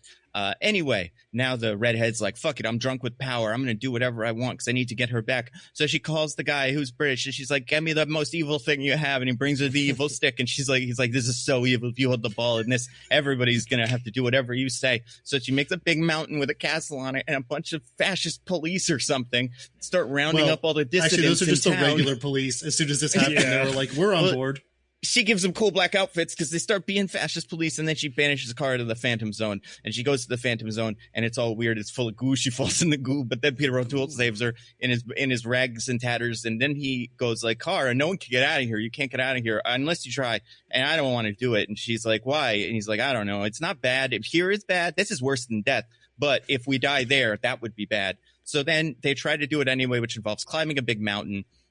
There's a big tornado or something, and Peter O'Toole falls and dies. And he's like, don't worry, Kara, everything's cool. Kara goes back, and she saves everybody, including Jimmy Olsen. There's a big fight between Supergirl and a big magical smoke minotaur thing that is like the big evil thing. I can't remember what it's called, but it's the like Shadow? It's got a bigger name than that. It's like the Monster of Shadow or whatever. And it almost rips Supergirl in half because that's what it's planned to do. It certainly does something to her. It breaks her bones or whatever. But then the guy tries to save her because he loves her so much. He kind of has already kissed her because he knows who she is. And that breaks the witch's concentration. So then Supergirl makes the big monster thing eat her and puts her in also like a mirror or something, which is the Phantom Zone, I guess. And then she's like, all right, now that I have the Omegahedron, I get to, I guess, take it back to Argo City where everybody's going to be fine. So she flies down back to where her ship crashed, gets in it, and then who knows? That's the end of the movie. The credits roll. I guess she gets back there and saves them, but like, I don't know, maybe not. And she has the Omegahedron, and I guess I didn't say this, but the Lane sister kisses Jimmy Olsen, who is there. Because they're kind of, I don't know. I mean, I guess they're together in the comics. He's also together with Supergirl in the comics, so I was kind of expecting that, but instead it's this hunky guy who's been drugged so many times and hit in the head with coconut. This guy's gonna collapse in a week, and we're never gonna know what happened, and nobody's gonna believe him. But I mean, maybe they will because of the big mountain. Well, he's probably gonna be in jail by then, Nando, for some of the things he did in this movie. That's a good point. Well, we'd have to nail down a couple of ages specifically, but they do probably these would amount to crimes. That's pretty much it. The witch lady's in hell or something, and the stick is broken, I think, or taken from her. What happened to the stick? I don't know. Yeah, I think she just still has it when she gets banished to the mirror. Yeah, that's right. So maybe she'll be back in the next one of these. Who knows? And that is the end, I would assume, with the Goop timer having almost reached the top and solidified. But okay, there you go. Unlike all the other timers we've done on the show so far, the Goop timer has no indication of how close it is to done besides just how much of the thing is filled. So it's pretty hard. Why is the goo heavenly? Why is it heavenly goo? Oh, it's great. Well, DJ, that's the sound of what it feels like to be covered in the goo. And to drink it and to have a little, to get a little squirt. You know, you got to get a squirt. We'll get to it, but that happens in the movie a lot. The movie thinks that's very funny. What did I miss? You did a good job. I think I got a lot of it. I mean, you didn't talk about how they went to Popeyes, which is obviously very important. Yeah, they do go to Popeyes and like fuck around as kids and like plan to go to parties and stuff. There's a lot of that in the beginning. It's all pretty much thrown out in the end. Yeah, basically the halfway point. It's completely pointless, and then once they get back to the plot, they forget it. So it's basically didn't need to exist. Yeah. Also, in case anyone was wondering, like we said, but make it clear again, Superman never shows up. Jimmy Olsen is here. Lois Lane is not here. None of the characters from the Superman movie besides Jimmy are here. And none of these, I assume, will return in Superman 4. Even though that'd be really funny if she was back. And yeah, that's the movie. But you guys, I mean, there's wheels. Plenty of them. There's wheels. But you know what else rotates? What? The Omegahedron. Oh my goodness. The Omegahedron, when you look at it and you press what I'm assuming is a button, it rotates in your hand. And you have to look at it and go, oh my God, because it's so incredible. And what I've done is I have one. I've written the wheel slices on it, kind of like, so it is sliced, but you're going to have to put the Omegahedron in your hand and watch it spin around and stuff. And then where it stops, you'll read that slice. So here, I'll start by spinning the Omegahedron, and we all have to marvel at it. Oh my God, there it goes. So powerful. Oh, this one is actually one of DJ's. DJ, what does it say here? Oh yeah, that one, Nando, says transportation outfit, transportation hub with costume included. So let's talk about that. Yeah, I want to talk about this and kind of the costume changes in general, which this felt like a Superman movie thing. But so, okay. When she bursts out of the lake after taking the transportation hub from inner space to outer space or whatever, she's in the classic Supergirl outfit. Now, did she have it the whole time? Did it just happen when she transported for whatever reason? Because she's not wearing that in Diggins? No, I was going to let you finish. Okay. I'm also confused about this. So she's not wearing it in Argo. Now in Argo, Zoltar, who obviously is a brilliant man and we should always listen to, says that the process of going through the Bino domain or whatever the fuck he calls it, will change her irrevocably. So maybe it also changes her clothes irrevocably, and her like big flowing Crystal Spire toga outfit turns into the Supergirl outfit. It turns into an outfit that's kind of like Superman, but Superman didn't get his Superman outfit from Krypton. He made it on Earth. I had to check with this in the Superman movie because I just opened it up. Superman goes to the Fortress of Solitude in his normal clothes, gets a message from Jor-El, and the next shot he's got the Superman outfit on. So I do think it just shows up there. Yeah, and that was the thing where they decided it was the crest of El, the crest of the House of El was Superman 78 because Marlon Brando wanted to wear one too, and they had to come up with a reason. So it is, I think, Kryptonian technology that just puts it on you when you want it or something. Okay, I don't know. Well, now here's a question. Are the Kryptonians in Argo City, are they technological science like the other Kryptonians, or are they magical? I don't know. I really can't figure it out. To be fair to the movie, Supergirl's origin has been rewritten a bunch. Kind of what Argo City is they fucked around with it. From what I remember, it is the same pretty much technological thing as regular Krypton. except instead of doing whatever the Kryptonians did, which was nothing, and I guess Jor-El made a space for ship for his baby, Zor-El made a dome or a bubble around Argo City that let it survive the destruction of Krypton and just kind of usually floats in space, I guess. Eventually it does get destroyed. You can't just go back there. That would be weird.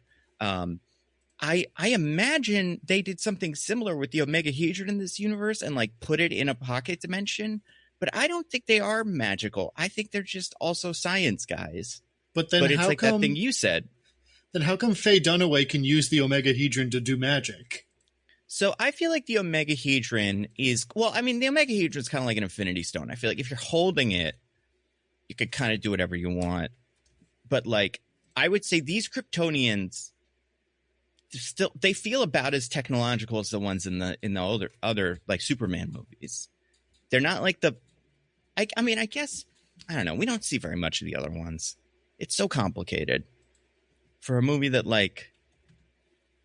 introduces this idea that they're in inner space. But I don't know. I feel like they have a little bit more of woo, these guys are kind of funky, decor going on in this uniform. Hippie-ish, whatever. Almost, right? Yeah, there's probably a better word for this, but yeah. And they do use a magic wand, but it still feels like a technology thing that amplifies powers or something like that. Now, Nando, you should be warned. The Omegahedron cannot create life, only a facsimile, a shadow of life. That's in this movie, right? That's the thing Zoltar says at the beginning, and you're like, ooh, I wonder if that will come up again, and it doesn't. Yeah, right. I was going to say, it doesn't, and it does, kind of create life, right? I don't know. I feel like that big monster thing is alive. Well, I guess you can then get into, a philosophical debate of what does it mean to be alive? A thing can be animate and moving, but not be alive. That's a good point. Yeah, I guess. Does it create the spider? No, she just uses the spider to do a spell. Or no, you mean the scorpion that yeah. the lady that eats at the party. I don't know, maybe. So I think the Omegahedron can create life, just he doesn't know what to try to do scorpions. But they don't have any animals here either. I don't know. This version of Argo City is very weird. Well, we also only see one hallway. It's not we see the whole thing. Yeah. Even when we see it from the outside, though, because I couldn't figure this out. It's floating on a rock, right? There's you do see it on a rock in the middle of space. However, it also looks like it's in a set because there's just lights around it or something. Right. There's floating, but the lights that you would use to light a movie set. So I don't know what those are. And the whole city is covered in a plastic wrap that you would put on your furniture. Yeah. And that's what keeps space out. Mm-hmm. And that, to be fair, I guess if you threw something really hard at that, it would pop and everyone would die. And that's what happens. And that is what happens. But yeah, I really can't figure out what we're supposed to think this is. They know about Superman, though. Yeah. Yes. So there's that. And that's important. Kind of. I had one more question on the costume stuff. So fine. Let's say the transportation orb gives her the Supergirl outfit. Fine. But then she's able to seemingly just turn into many other outfits. She has a few that she tries before she lands on the boarding school one. So what's that about? Yeah, she just has the power just some bullshit to change her clothes with magic and hair color. Okay. And hair color. Which I think in the comics is something she can do. I can't remember what the explanation for this is in some of the lore, but she does have the ability to go from blonde to brunette on a dime because it's part of her disguise, which I think is funny. But she can't just generate clothing for, fun. Maybe she has one of those little capsules that Superman has where it's just it's got his whole costume just in a little pill that he can pop open and just ooh, super speed, put his costume on. Well, see, that's the thing with Superman. It's he's very famously always got the costume on under his shirt. Right, underneath. So that he can rip his shirt open and show it. The Flash has the little ring, and he's always had the ring. And like the other ones, just kind of Green Lantern can like make his costume. But like, I just assume she has her costume under her clothes at all times. And that's kind of why it's a dress or a skirt, is because she could wear, if it was pants, she couldn't wear those underneath a dress, you know, like you would see. But I feel like wearing a skirt underneath other clothing is like really awkward and uncomfortable. No, the skirt's not underneath. The skirt is part of the outfit, right? Oh, no, well, I know what Diggins means. You're talking about it's just bulky. Like you just have two skirts on. But yeah, I feel like that's the best like thing she can do in this situation. Unless she has like the Wonder Woman bathing suit bottoms, which is like a look, you know, but she's traditionally wears a skirt. I also don't, I hate to nitpick because, you know, we're not on a podcast called we never do that here. Right. Never. But it doesn't make sense that when she's going to go talk to the dean of the school, that she would be wearing the school outfit if she's saying that she was going to be a student, because she wouldn't have it. She would be in some other kind of clothing. And then once she's admitted, then she would get the uniform. Like, you don't get the uniform before you're in the school. Well, it depends. Sometimes for some boarding schools, it's like, yeah, you have to go out and buy the clothes. And then like you show up like wearing the outfit on the first day. You buy them from somewhere else? From like a specialty store, yeah. Yeah, I could see that, except that's also, how that's I believe how it works in Britain, where this movie was filmed, and it is this whole boarding school thing is very clearly influenced by, because we don't really do that here. Yeah. Yeah, I don't know. Right, well, I mean, it's weird that she does try to be like, I'm enrolled here, don't worry about it. There's a paper that says I am. And that's enough for him. But I really feel like part of the idea with anything weird that happens at this school is just these kids are trying to fucking murder each other every day. And the principal and the teachers are just done. Like, they're tired of trying to police these fucking psychopaths. Oh, so one thing you didn't mention, Nando, is Nigel, the warlock, is a professor at this school. A fact that never matters. Yeah. Well, it matters that at one point she goes, oh, it's that guy. Right, like I think it's somebody in the movie notices him and goes, I think he goes to our school. Oh, it's when they're all in the balls in the ball.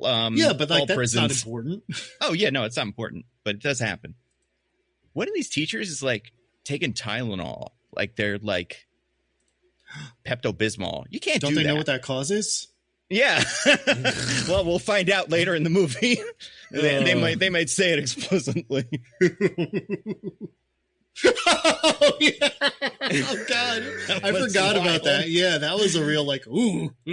I mean, it's back now. Every woke is dead. Supergirl gets him. Supergirl's friend gets say whatever she wants. Oh boy. Yeah. But yeah, no. The I would say the weirder costume changing comes from the witch, who in 3 scenes that take place within no time of each other, she has 3 completely different hairstyles that would take a day to put together. Like, very complicated. But she has magic, and she can just be like, poof. I guess that is true. But why? Why do you get different hair for the car ride, but not for home? Like, I assume there was a script supervisor who at some point was shot. And then they were like, well, we'll never be able to figure out what we were supposed to have her in. So just do whatever and say they're all magic or something. Whoever was in charge of continuity on this movie was really dropping the ball. Like from frame 1, there's like a scene in Argo City where Peter O'Toole's like, let me magic a thing on your wrist for you, Kara. Yeah. And then she like jumps like 6 inches to the right in between the cuts where it appears on her wrist. And it's like, that's the best we could do, guys. Yeah, that part was pretty funny. I do like that she has a wrist locator that she can just always use to find the thing too. Like, part of me was like, I guess halfway through the movie, I forgot it existed because Supergirl forgot it existed. But I was like, Supergirl forgot she was here for a reason. Yeah, she was having a little too much fun with side quests and stuff. I get it. But yeah, I'd be like, oh, I guess she'll just wait until somebody uses so much weird magic. I guess they have the Omegahedron, but she could have always just followed the little beeps and then found it. It seems like, but she chose not to. I respect that. She's busy with field hockey and stuff. Mm-hmm. So, man, yeah. I guess I'll spin the wheel and spin vroom, vroom, vroom, vroom, vroom. And Diggins, it landed on one beautiful. of yours. Beautiful thing I've ever seen.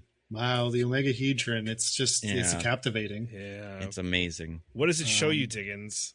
It landed on a little sixth dimensional space of the Omegahedron that says the dumbest rapists of all time. Oh, these rapists. I had this one too.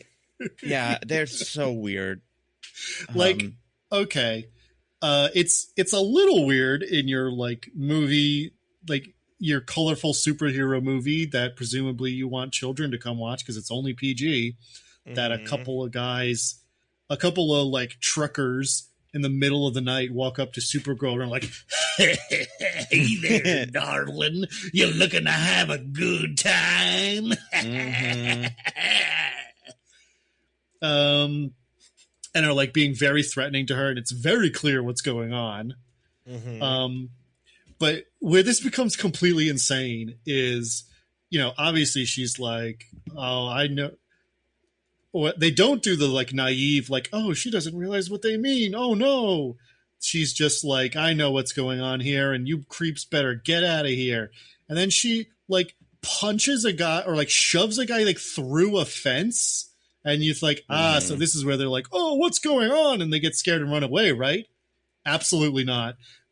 They're immediately like, ooh, you like to play rough, girl, huh? And they keep going as she keeps doing increasingly obviously superpowers. Yep, she blows one away with her breath. She uses her laser eyes to heat up the guy's switchblade so he has to drop it. And every time they're like, ooh, I like them spicy. It's like, at what point is it clear that this woman will kill you? Well, don't you know who Superman is? You all know who Superman is. They do, because they say, are you Superman? And she's like, no, I'm his cousin. And at that point, I'd go, I guess that's probably true. I've never heard of this if I think she's just a crazy person at first, by the point she's shooting laser eyes at me, I'd be like, fuck, she must actually be Superman's cousin, because how else does this make sense? Well, see, Diggins, what you have not taken into account, and what even Supergirl couldn't have known, is why would these guys continue to try to assault her? Because that's just who they are. The line where Supergirl asks them, why are you doing this? And that's what one of them says to her, even though the superpowers are happening by now. She picked him up by the mouth and held him a foot off the ground. Yep. And he's just like, it is my job as a truck driving rapist to get you. And I'm going to try until you kill me. That's the whole. And it is a strange moment of self-awareness from this guy. It feels like. He's like, I come from a broken home and this is the only way that I can seek intimacy. And it's like, oh. Well, I mean, I feel bad for you, but also you are clearly doing horrible crimes here, so that only goes so far. Yeah, honestly, I would that explains it. I would also understand it if they just said sunk cost fallacy. We already spent so much time trying to get you that we're just gonna keep doing it until you throw me into a wall and throw him into a wall or whatever. We have such deep wells of ingrained misogyny that no amount of competence that you can prove to us will make us take you seriously. Yeah.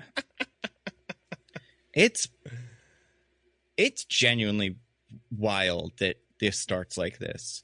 And this is the first, superhero movie where the woman is the main superhero. And she just gets to Earth and the two biggest rapists are like, hey, finally, one of you. All right. And they just go for it. This is her first interaction with humans also, right? She doesn't meet anyone at the park where she first shows up. No, she just saw some horses and flew around for a while, but that's it. And then she does this. And it's pretty bad, but it's it's really, really weird. And it reminds me of better, well, not that, well, better, but not necessarily that much more clever, but other movies do this all the time. And oh yeah, this scene exists in every, I think, female-led pretty much superhero thing. Usually it's a little less blatantly they're going to rape her. And usually, as soon they either get angry or scared as the first hint of superpowers instead of just getting hornier. Mm-hmm. Yeah, it's pretty weird. But they want to do what really they want to do, scene. you know? Mm-hmm. I mean, it's what they do. It's what they do. Yeah. It's just who they are. They're reading the script and they're like, no, you don't understand. My name is Truck Driving Rapist 1. So Truck Driving Rapist number 2, in this actually. Scene. Yeah. Oh, yeah.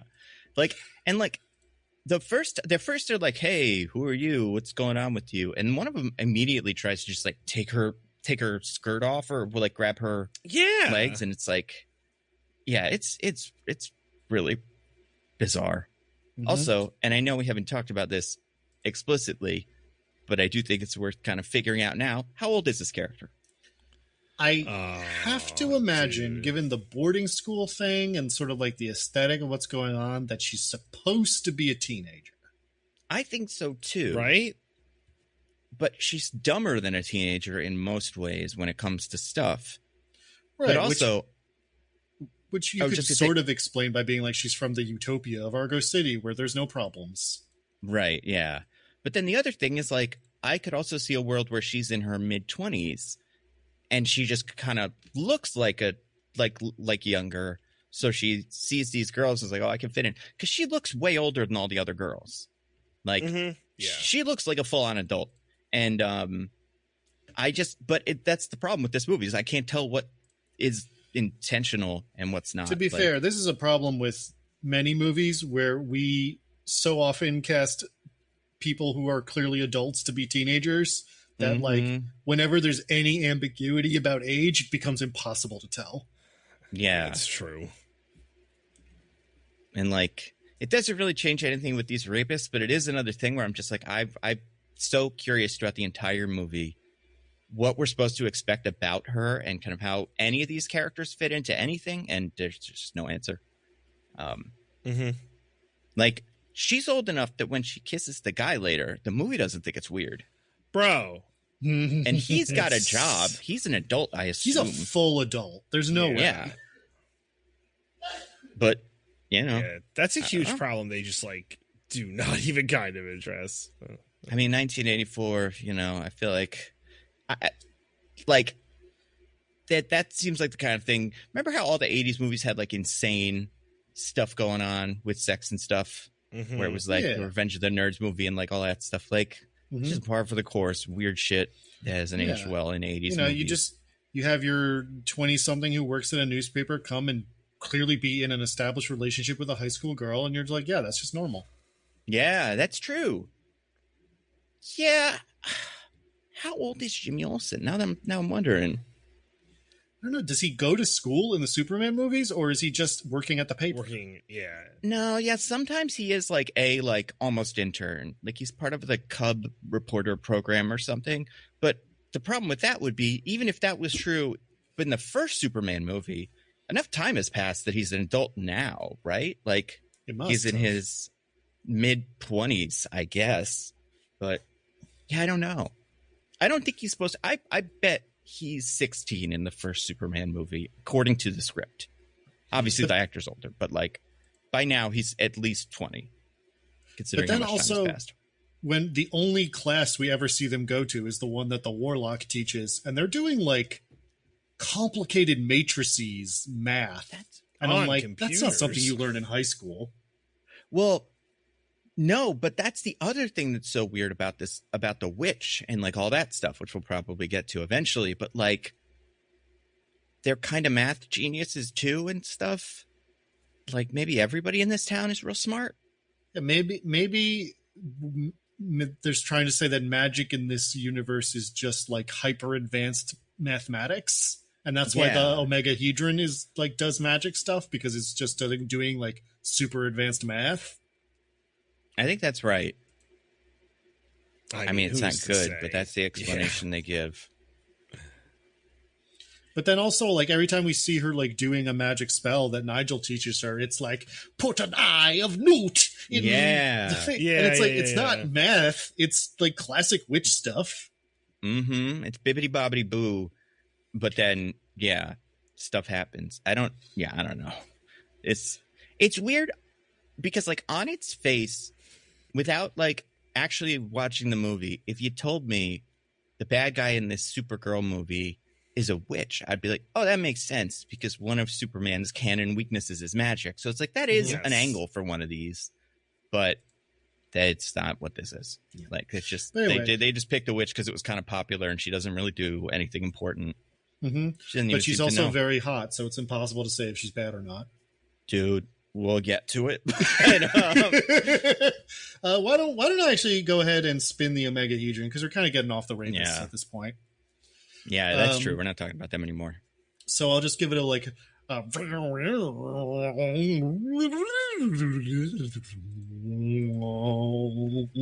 Wow. Amazing. Yeah, I mean, it's the Omegahedron. What do you expect? But it landed on one of Nando's. This wheel slice is just orphan trickery. I want to talk about a line that gets brought up a couple times. Hell yeah. I loved this. For some reason, as part of her introduction to this principal character, it is made clear. I mean, this is something I think that comes up in the fake letter from Clark, or maybe she brings it up. I don't know. But he tells, like, she uses as kind of part of her sob story to make sense why she's here but doesn't have parents dropping her off. I'm an orphan. And he, the principal, takes very clear offense to this. And every time he introduces her to a new character, he's like, by the way, she's going to tell you she's an orphan, but don't fucking be nice to her about it, okay? They got too much of that shit in this school. Don't believe any of her orphan stuff. It's not that he doesn't believe her. It's that he thinks she doesn't deserve any sympathy because of it. Right, that's it, yeah. I actually wrote down the thing he says the first time because I was so delighted by it. Where he says, like, oh, you're an orphan. Well, don't expect any special treatment on that account. One way or another, we're all alone on this earth. Yeah, that was great. He's right. He's absolutely right. It's like, damn, what the hell's happened to this guy's life? I feel like they probably, if they had like a parents' day, would make Kara come and sit at an empty table and just be like, you have to go as well. That's the rules. I don't care if you don't have parents. Not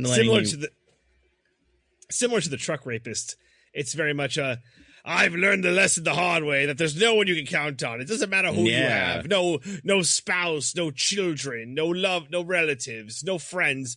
Nothing will help you. You come in this world alone and you leave this world alone. You are born naked and screaming and you'll die that way. And it's funny because, like, in the DC universe, almost all the main characters are orphans. Except for this version of Supergirl has living parents out there. That's true. So, like, she's the only one it doesn't work with. But, like, Robin, Batman, Superman, Wonder Woman, kind of. No. Sometimes not her. But, like, you know, Green Lantern, The Flash also kind of. But, yeah, definitely the Superman and Batman and all of the Robins. Like, orphans in comics are an established thing of, like, but, like, and maybe this is the movie being, like, kind of trying to be cute about that, but it just feels like this guy hates orphans, loves parents, and like hates it when you don't have parents because of that. Because he's. Do you think his like life was destroyed by orphans or something? Like, I think his life was destroyed by having parents.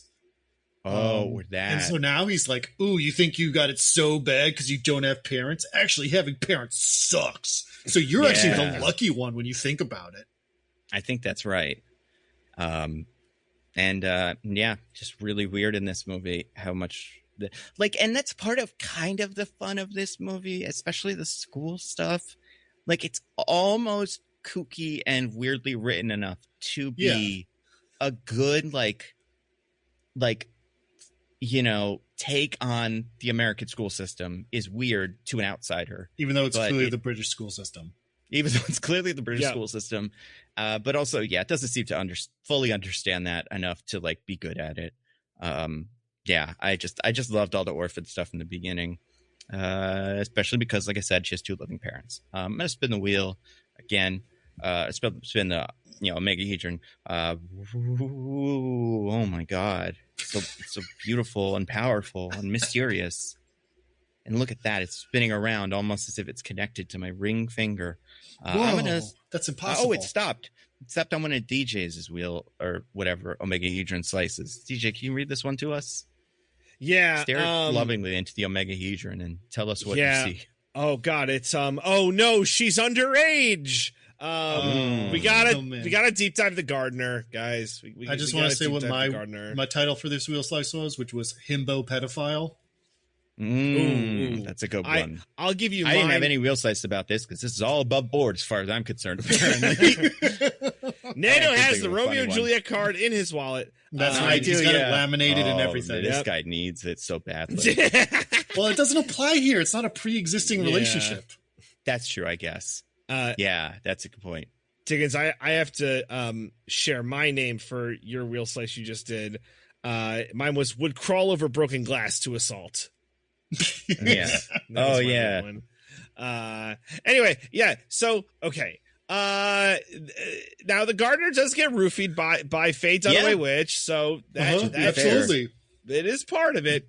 And let me tell you, before that happens, she is throwing herself at this man, and if the fact that he wasn't immediately like, "All right, let's do it, let's go," is clearly a sign that there's something deeply wrong with him. You know, it probably is an orphan.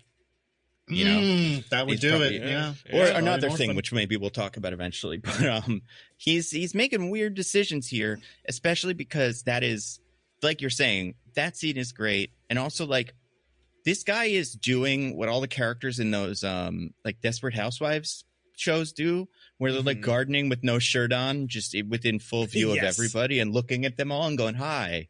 Like I'm not saying he's not asking to be roofied, but it's like, if I were her, I'd be like, I'm getting signals. This is good. Like, I'm just gonna have this guy over. He's gonna fall in love with me. I don't even need to do magic.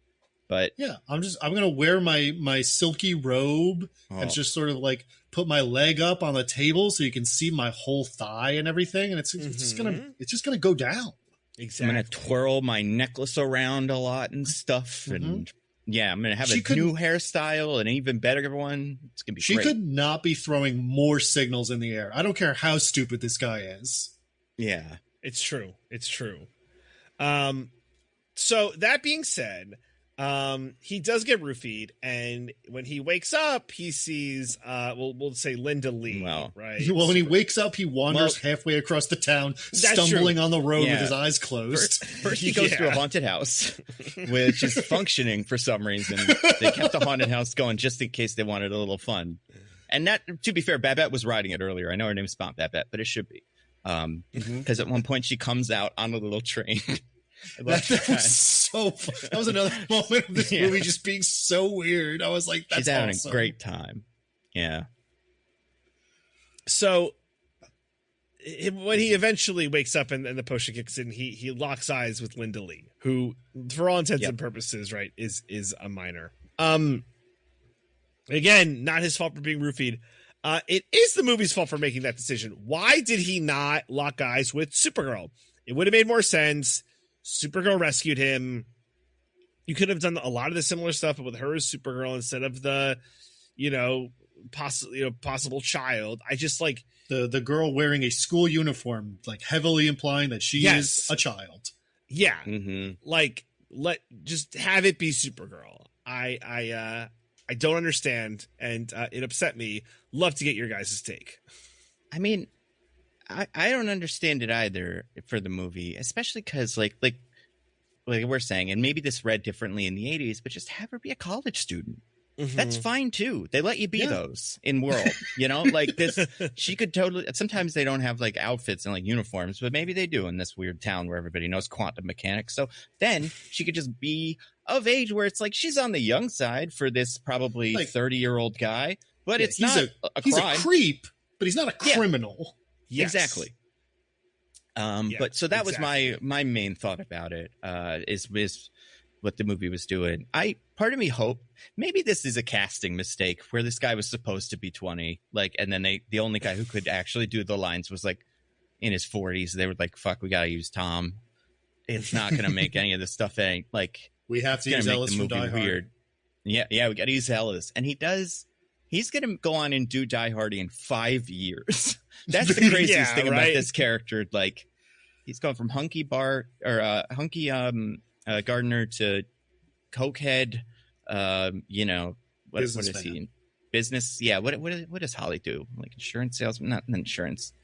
I think it was real estate. Real estate? Yeah, it must be, right? Because Nakatomi owns the tower. Right? I don't know. Yeah, anyway, it's yeah. the Nakatomi Tower. It is a Nakatomi Tower, and he's got all the bonds in the big safe. But he's one of those guys who just picks up the phone and makes deals, but we never see what they are. But he's great at negotiating. We know that. We're talking about Die Hard too much now. I mean, I love Dallas. No, it's fine. It's fine. No way. But yeah, so the thing for me though is like, all right, so this is really creepy and weird, and he's a criminal because she's a high school student. Whatever, we put that in the movie for some unfathomable reason. But he is under a love potion, so there is an escape clause here where we're like, okay, but he's not really willingly doing this, right? Yes. Oh, yeah, he's been roofied by Faye Dunaway and whatever. And then the movie explicitly has the spell end, and he does like a, whoa, where am I? And stops talking like Shakespeare and is fully not under the spell anymore. And like the first thing he does is go like, wait, but Linda? No, I'm totally still in love with the high school girl. Yes. I love her. 100%. Yep. I want to kiss her more. It's like, yeah. What? Why? I really don't know. I don't get it. I that part was confusing. Because then you could have. And then he immediately has like weird romantic tension with Supergirl and kisses her, even though he's like, I gotta save Linda, the high school girl I kissed. If you kill the Linda thing and he just falls in love with Supergirl now in that moment, I think it's still a little weird. But like, I don't know how old we're supposed to think she is, so that's at least kind of more, normal. Because I don't know, she does look like she's in her 20s. I don't know how old the actor was when they filmed this. Was it Helen Slater's her name? I'm always so curious about this stuff. It was her first film role, so she couldn't have been too old, I don't think. Man, they let you make movies even if you're old for the first time, Age 1980, let's say 3. She's 19. Okay, so yeah, she's she's like college age as the movie was shot. But yeah, okay. So yeah, that's and then also he can tell, like it's implied and then later directly stated that he can tell that Supergirl is Linda, just from the kiss. Because I guess she kisses the same, which I can only assume is because she's so unbelievably bad at it, as she's clearly never done it before. Like, she just gives the wackest kiss of all time, and he's like, oh my god, no one else kisses that bad.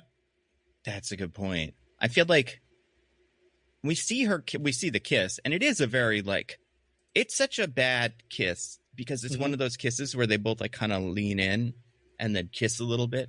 That he's able to be teleported away, and then she, for a second, doesn't know he's not there, which means they're not touching at all outside of the lips, and it's just really, really awkward. So yeah, she's bad at kissing. I don't know who would she kiss? There's no. We see some children actually. We see a bunch of kids on Krypton. Or Argo City that are way younger than her, that are in a class or something. And I'm like, is she supposed to be in this class? What's going on here? Like, yeah, this movie's weird. It's a weird movie. It is a lot of things they set up and just refuse to explain. Which, bad. That's bad. They should explain those things. Especially if they're this. Like, if there's stuff that, like, isn't established Supergirl canon or something, and you're, like, kind of going with it. If it were like Superman stuff and it's like, he can fly, he can do laser beams, you don't have to tell me, I get it. Or I can watch the movie and kind of go with it. But like this basic stuff is just so important understanding what's happening. Well, another sort of like bedrock thing that's like so obvious in society that we don't really need to put any time justifying it is that it's obviously fine if a guy who clearly like has a job and like runs a business, some kind of lawn care business, so he must be an adult, kisses teenage girls. That's fine. Yeah. Maybe like in the 80s they were like no one will have a problem with this. Oh, absolutely. Like, I mean, yeah. like I said, they were up to weird shit they were up to weird shit before that too. Yeah, and they were up to that's weird when shit Rob Lowe happened. Very recently. Yeah. And to this very day, they're doing weird shit still, but at least they're not putting it in the movies. Mm-hmm. Maybe that's worse. I don't know. Yeah, this is only 10 years before Jerry Seinfeld dated that 17-year-old. Exactly. Yeah. Or some when's Woody Allen happening? Right around now? Is that, If I was an adult, so it had to have been sooner. Oh, yeah, that's true. I'm thinking about the other thing that he, right? Roman Polanski? No, which Woody Allen thing are you talking about? I'm talking about the weird shit with his, like, adopted niece. Right? Oh, you mean the one he ended up marrying? Yeah. I don't know when that is, no. Yeah, I don't know what the time frame is, but I wouldn't be surprised if it's like the mid-'80s. I don't think that was seen as favorable, though. I don't think people were like on board with that shit. You know what I mean? I think people were like, "That's weird," but I'm not gonna judge. But don't send them to jail for it, Yeah, exactly. Like nobody's perfect. Okay, never mind. So it's like the 70s. They adopted her in the late 70s. Okay. She was born in 1970, so it can't have been. Yeah. I should learn more about this because it's so weird. I know it's you're fine, right? It's like, I'm just curious. Like, I don't want to know more is the thing. I guess that's true. I feel like there's got to be a good documentary about it. Oh, there is. Like, it's a fascinating story, and like, people. There's so many. I kind of want to know more about it is because there's so many people like fucking Scarlett Johansson that still go to bat for him, and it's like, just give it up. You don't need to like him, but like they'll still say like, no, he's really cool and he's great at movies. And oh man, do you remember? I think it's in season 1 or season 2. It's an earlier season. An incredible joke about that in Crazy Ex-Girlfriend. I don't remember it, but I believe that it would happen. What was it? It's like Heather is talking about a thing that happened, like someone leaving somebody. Blah, blah, blah. Don't want to like spoil stuff that happens in the show, but she's like, it's like Woody Allen and Soon Yi. They stayed together. It's for love, so it's fine. And Rachel's like, That's funny. I don't remember that, but I yeah, that sounds right. Yeah, it's weird, man. But I don't know. Yeah, right. Like, yeah, this is bad. This movie did a bad job. They don't get a pass. I don't care. There was 80 sensibilities. No, it's bad. Like, oh no, I agree with you. It is bad. Yeah, no, at the time, everyone was like, yeah, totally cool. Yeah, they were just like, this is normal. Well, why don't we get off this topic and probably get to a better topic by spinning the Omegahedron? Whoa, my God, I'm mesmerized by it. It's beautiful. Oh man, and it's creating not life but a facsimile of life. Yeah. A butterfly, incredible. I hope whoever. Oh no, it's flying through the plastic film that keeps us away from space. We shouldn't have that anymore. Well, I would be make 2 of those. Quick, we have to seal it. Diggins, tell us what it says so we can seal the film. Yeah. It created a big plate that saves us that says Jimmy Olsen, Bad Samaritan. I'll talk about how Jimmy Olsen in this movie sucks. All right, yeah. Let's go. So we meet Jimmy like halfway through the movie when he goes to meet Lucy Lane at a Popeyes.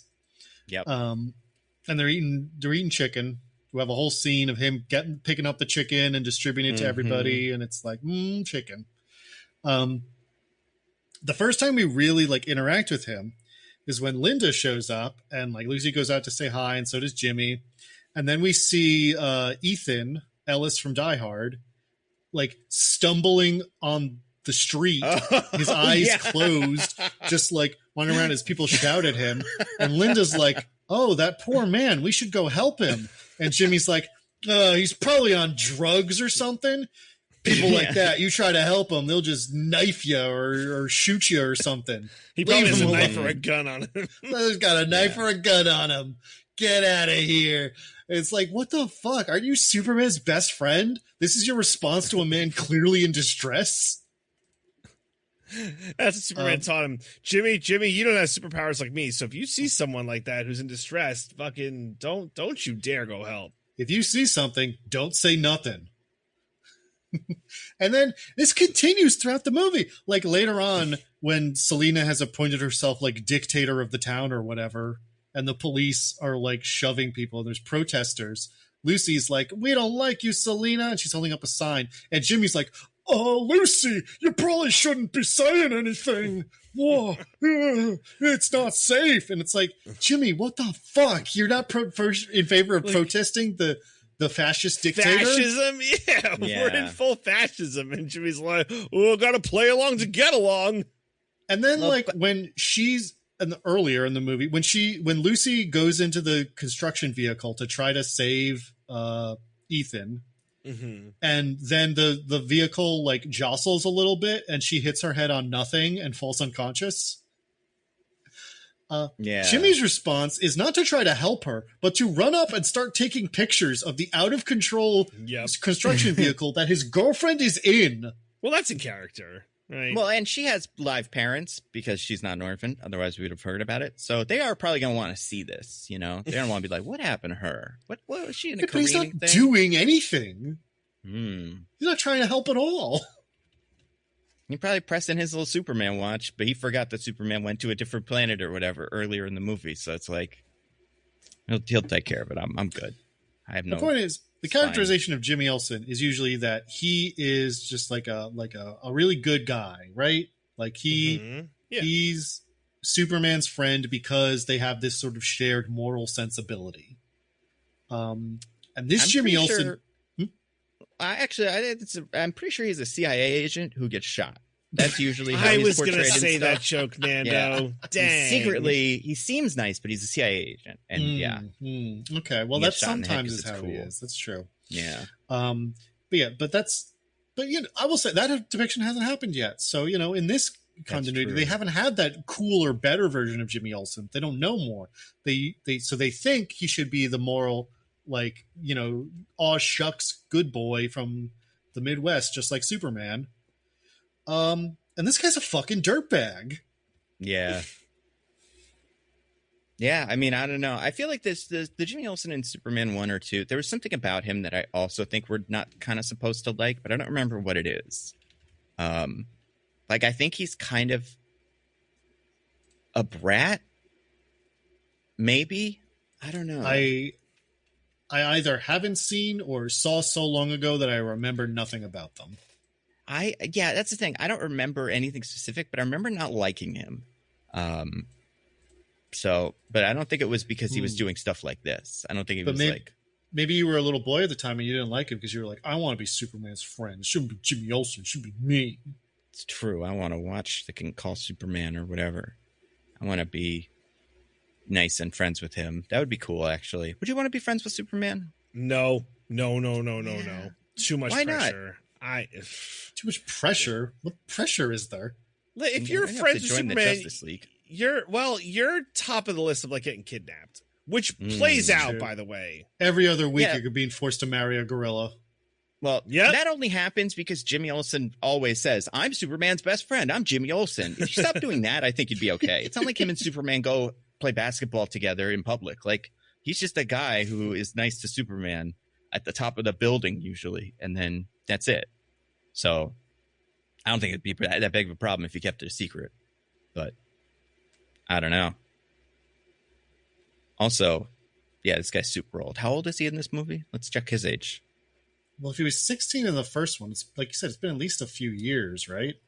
I mean, how old is the actor specifically? I'm guessing I could see a world where the first Superman movie, he is in high school. I don't know about that now, but I definitely feel like the actor's in his like 30s, without a doubt. Let's see. He was born in 1957, so God, he would be like 27 at the time. Oh, okay. It's pretty old. They love that in this movie. It's their favorite thing. Yeah. They love like nice 10-year age gaps, no matter where those ages start or end. Age is but a number. Yeah. I do think. Hold on. Let me check this. Yeah, Maureen Teefy, who plays Lucy Lane, was actually even older than him. I could believe that for sure. She, like I said, she has big Rizzo energy, which is 30-year-old high school student energy. But what is her, how old was she when they made this? 1953 is when she was born. So 31 at the time of release, maybe like 30, 29 at the time of filming. Maybe we're reading the movie wrong, and this is a home for 28-year-old children, like adults with the brains of children, I guess, because they still do pranks and stuff. Although, you know what, pranks are fun. There's nothing wrong with pranks. Yeah, maybe this is just some weird thing that only exists in this part of the world, which is Missouri or something. I'll get a picture of that map. Yeah. Anyway, I just wanted to make sure we got aboard the Jimmy Olsen hate train. I'm so glad you pointed that out, because it raised the flag for me while I was watching it. I'm like, why is this so off? And it's like, oh yeah, he's being a dick. He is, and he's like, he also like doesn't need to be in this movie, you know, like he doesn't serve any purpose besides from the other ones, right? But like, well, he's the only one who would agree to come back, so yeah, fine. And in that way, I guess it makes sense. I also, other Jimmy Olsen dirtbag thing. When they're getting arrested, he's not like, get your hands off her, like, trying to save her. He's like, you can't touch me, I'm a journalist. Yeah. He's only concerned about himself. It's a good point. He's a bad guy. That's what I'm saying. I think Lucy Lane could do better. I think Lucy Lane could do better. I also think Supergirl could do better. Not that they're in a relationship, but they are frequently a couple in these. And like when he showed up in this, I was like, oh, they're setting them up for like a thing. But they didn't even kind of do that. No, he barely acknowledges her presence. Yeah. Yeah, he's a weirdo. I don't like him. All right. Well, why don't I go ahead and spin this Omegahedron? It's still got so many fantastical things to show us. The Omegahedron. Yeah.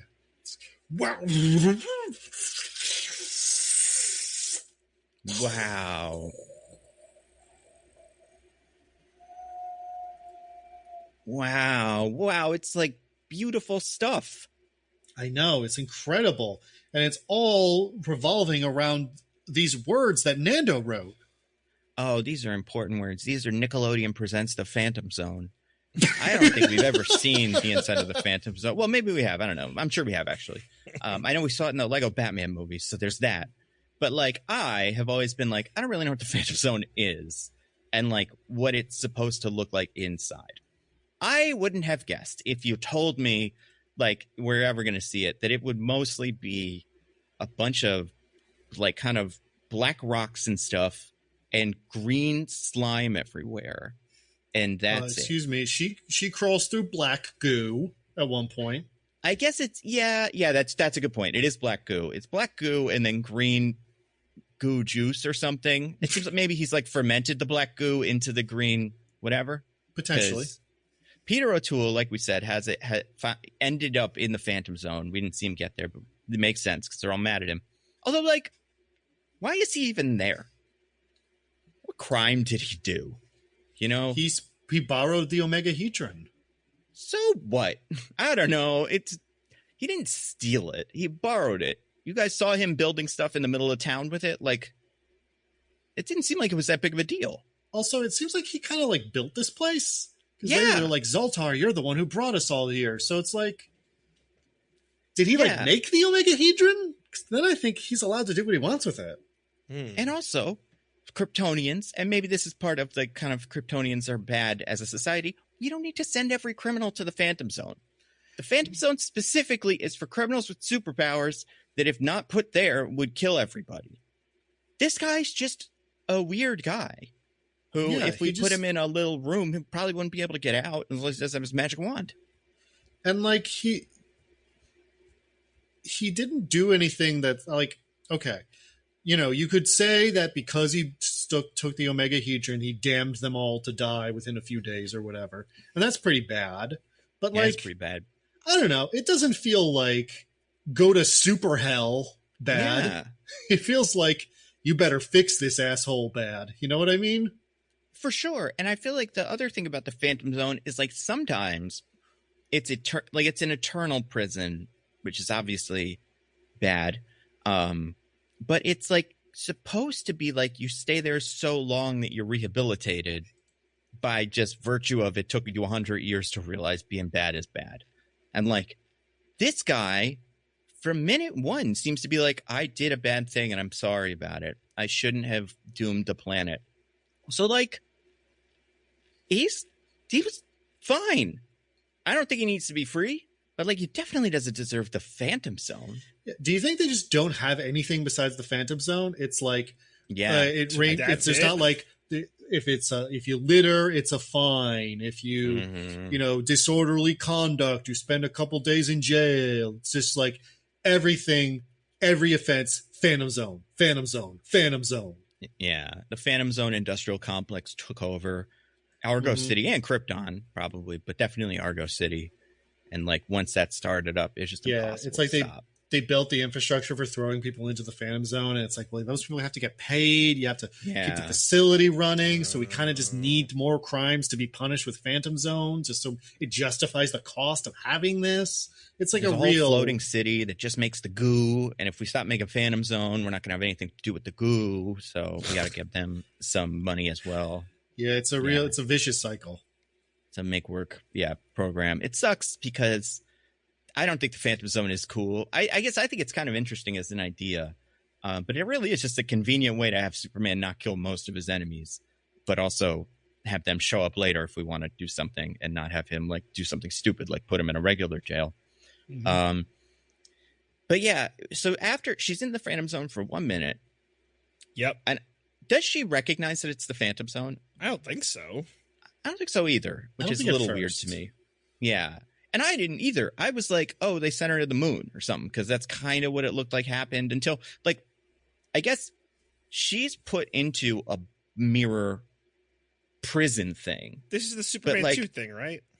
Well, yeah, but like the Phantom Zone is a Kryptonian invention. You know, like this witch shouldn't be able to make it herself. I guess she can. She is using the Omegahedron, which is a Kryptonian invention. So that's true.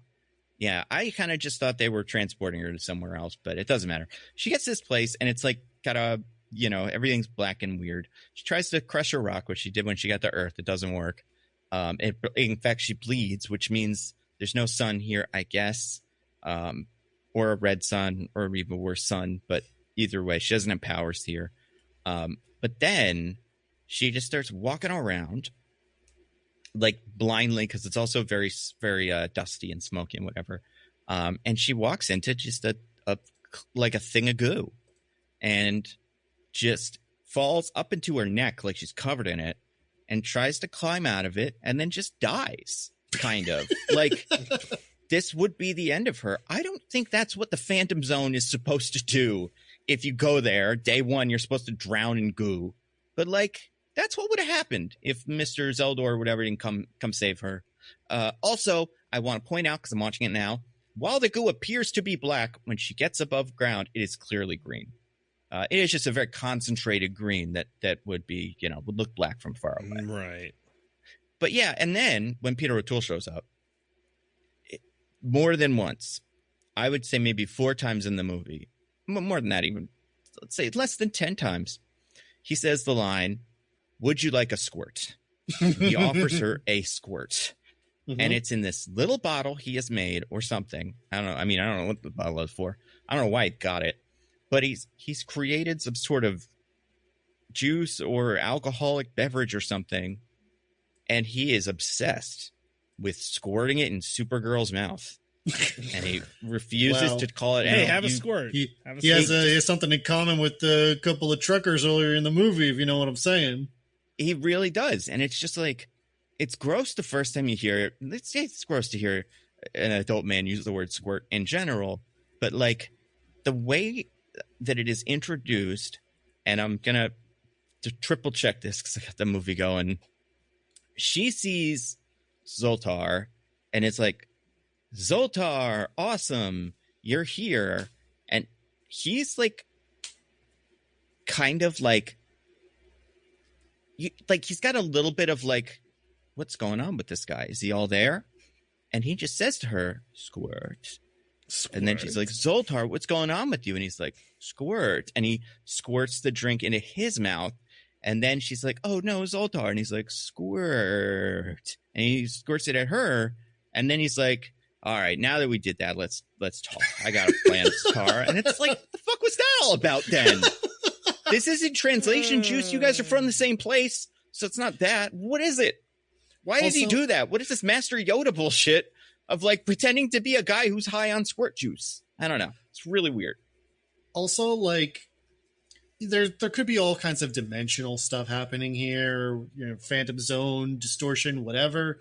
They never really get into it, so it's hard to say. But assuming they're working on roughly the same timeline, he is like a broken man, like delirious, completely unwilling to do anything because he's been in the phantom zone for like 24 hours. Mm-hmm. It's that bad. It's that bad, well, Diggins. Yeah, sometimes time moves weird in the Phantom Zone, but I don't think it's this weird. Like, I feel like it's maybe like a day is a month or something. But like, yeah, this guy's like kind of forgot how to talk to a human being. But it's also weird because we know Zod is here at this point in the conversation. Yeah, it's a good thing she didn't run into Zod. True. Really he said his enemies were over the hills, so maybe he did. Yeah, they're all over there. All the characters you may recognize, Karen Stamp and those other two, they're over there. All the people you know and love from the Superman franchise, they're just off screen laughing. Yeah, and like for some reason they leave me alone. I don't know. They're just really cool about that kind of thing, and yeah, it's real weird. I'd say all the stuff with Peter O'Toole is weird. The squirt stuff, I think, sets him... Like, I think if it weren't for the squirt stuff in the beginning, I'd be a little cooler with it. I'd be like, he's like kooky old man, but whatever. He's just like... He's a weird guy. He's got Doc Brown kind of figure in the Supergirl, world. But because of all the squirt stuff, it also makes all the weird climbing on her get a really weird vibe. Did either of you guys get kind of creeped out by that? It was a little strange. I also love... I'm sorry, you go. Just like for people that haven't seen it, they scale a mountain at one point, and there's a big tornado behind them, and so it's hard to do, and they don't have powers, and at one point, he almost dies, and then just like climbs up her body to get back onto the thing, and I don't know, it's weird. Yeah, and that whole thing, by the way, I kind of love, where she's like, well, there must be a way out of here, and he's like, well, there is you could try to go through the portal thing there, and she's like, why can't we go through? Let's try that. What's wrong with the portal? He's like, it sucks. Going to the portal's bad. Yeah. It's just bad. And they go there and it's just like, it's like the microwave hallway in Metal Gear Solid 4. They just walk there and it's like, oh no. Oh, it hurts to be going towards the portal. Oh, this sucks. And it's like, what specifically is bad about this? It's just bad. Yeah, that is. I mean, he's given up on life for 100%. This guy is gonna die in the Phantom Zone. He's made a horse for himself. He made this squirt bottle thing or something. And Supergirl goes, okay, I guess we'll die in the Phantom Zone. He's like, all right, you got me. We'll climb the mountain. That's actually a good idea. Do you think the filmmakers had to make that horse as a reference to that horse that Supergirl dates one day every year when it turns into a human? That would be funny. I didn't even think about that, but maybe. I like that horse. Comet the super horse. And, yeah, and she sees horses when she comes to Earth, too. She's a horse girl. What's a horse girl? I don't know. It's like, it's different when you have a human horse that can go hang out with you, I guess. But yeah, big tornado, and then he dies. He's like, I'm here, don't worry. And then he's like, I'm going to sacrifice myself. And she's like, but Zoltar. And he's like, I'm here, don't worry. And then he dies. And it's like, you just said that as like that you're cool. But whatever. He didn't have a lot to do. It is precisely the thing I always complain about in Marvel movies, where she's like, I'm not good enough to do the thing. And his only rebuttal is, you are good enough to do the thing. And that's what gets it's literally, she's just like, I can't do it. And he's just like, you can. And that's the whole speech. Yeah. That gets the callback here. She's like, no. He's like, you can. He had a pretty long death, by the way, spinning into that into the void, as it were. Yeah, like he really like. I'm like, okay, he's spinning further and further. I get it. That then the other guy in the effects booth was like, "Don't worry, I'll make it even longer for her to be stretched to death. We can really pad this movie. We'll get this to a nice, comfortable 2 hours and 20 minutes. I got an idea." Oh man, the tetrahedron or octahedron or whatever, Omegahedron. It's spinning. Oh my God. Oh, beautiful. And then landed on, I don't know how many more there are on this. At least, how many? Do you guys see any more on this? I can't tell. I see at least one more. I don't know what DJ sees. How many more slices do you see? I see 1.5, I think. Oh, great. Good. Because that's helpful. Because that's why I was kind of confused. One of them kind of says DJ, but it's like a half. So can you explain to me what this slice is? Yeah. This is like a really quick one. It just jumped out at me. And it's 5 billion. Do you guys remember when Nigel is asking them to do the computation for the population of China in the year 2040? And I get that it was the year 1984. They're projecting like 60 years into the future. But like, you thought the population of China was going to be 5 billion people. Come on now. I just, that one. What are we on track for? We got to be able to have a number now. Isn't it just over 1 billion? But in 25 or in 15 years, right? Like you said, 2040. What is it it's gonna quintuple in 15 years? I don't know. Are we sure? I mean, listen, probably not, because birth rates are down everywhere. So I don't think that's a great sign for his whole argument. But that's convinced. Slightly less than 1.5 billion. Okay. All right. So I just, it was, maybe the number wasn't jarring then. Maybe they were like, China's about to explode in the next 60 years.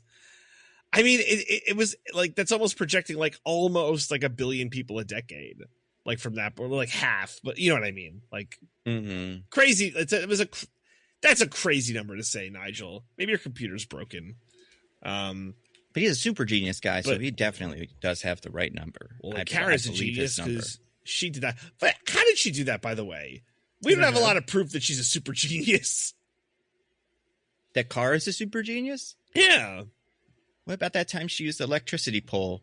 That was pretty smart of her. Yeah, she figured that if you fly up in the air and take a piece of metal and lightning hits it, that you can fly down and the lightning will shoot out of the metal and kill an invisible monster. Yeah, whatever that thing is. And also her brain's a computer, I guess. I don't know. I don't have to deep dive that. But I think it's one last whoosh. Maybe whoosh. 2 quick ones, I think, for sure. Well, we somewhat talked about this, but I just want to give it a full shine. Do Diggins. Ooh. I have one here that says destroying Supergirl with the power of Photoshop.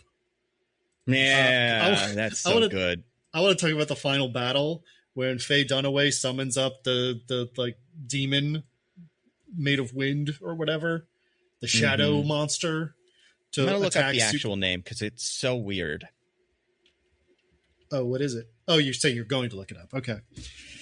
She summons it and it like picks her up in its claws and is like tearing her apart. And the way this is conveyed to us is literally just like the film of Supergirl of Helen Slater is like put through the squash and stretch tool on Photoshop, where they just sort of like make her go like long and like whoa and like move her around a little bit, and it looks insane. It's so bad. It really is. And like it's extra weird because like by the way, the monster is called Power of Shadow, and I only know that because she multiple times uses the word powers of shadow to tell it what to do. But like, it's not a big it is a big monster, but these shots of Supergirl are only Supergirl kind of waving around and then cut to the witch lady going like this, like pulling her with her hands, because I guess she could control Power of Shadow. And but like it doesn't match at all with what's happening with the hands behind her. It's just something's going on in the middle of those hands, and it's warping Supergirl into a bunch of, spaghetti or whatever. It's pretty sick. I don't remember how she gets out of that. The boyfriend distracts her. her new adult boyfriend, right? Distracts the bad guy. He like does something that takes her focus. Yeah, he's like been brainwashed by now to be her love slave. But then he's like, whoa, Linda, and like tries to help her in some way, and that breaks Faye Dunaway's concentration. Right. Yeah, he might even break the jar that has the Omegahedron in it, but I'm not sure if he does. I'm trying to find that clip. But whatever he does something. It's him related. Mm-hmm. And then Supergirl is like, you're not the only one who can use bad Photoshop here, Faye Dunaway. Because she like makes a tornado or something. What does Nigel tell her that she has to do? Like, so I'm going to find that line as well. But also, he tells her to confront her with it. It's the only way. Those are the words he says out of his mouth at her, which she decides to do. Big tornado. The problem with this effect is when she does it, the perspective gets a little weird, and Kara gets really small, kind of, to do big tornado. And then that kind of puts the lady into the mirror or something, and then the mirror explodes. No, the mirror reverse explodes because it was destroyed, and it turns back into a regular mirror. Yeah. So is she in the Phantom Zone now? I guess her and Brenda, or Bianca rather. Right. Yeah. Because Bianca also gets sucked up by the tornado. Which is bullshit, considering how much Bianca was not on board with any of this nonsense. I feel like... Bianca didn't do shit. She was just sitting around like Golden Girlsing with Selena while she... No, I guess she gets a raw deal, though. She gets a raw deal. Yeah. No, I'm saying, like, she didn't do anything. Why does she get in the Phantom Zone? Oh, I see. Yeah, no, totally. It's not cool, man. Hopefully... Not cool. I don't know. I mean, it's pretty weird. Yeah. Also, I watched the clip again. Supergirl just gets out of it on her own by believing in herself, but the boyfriend closes the jar, and that also helps, but she's already free by that point. Oh, okay.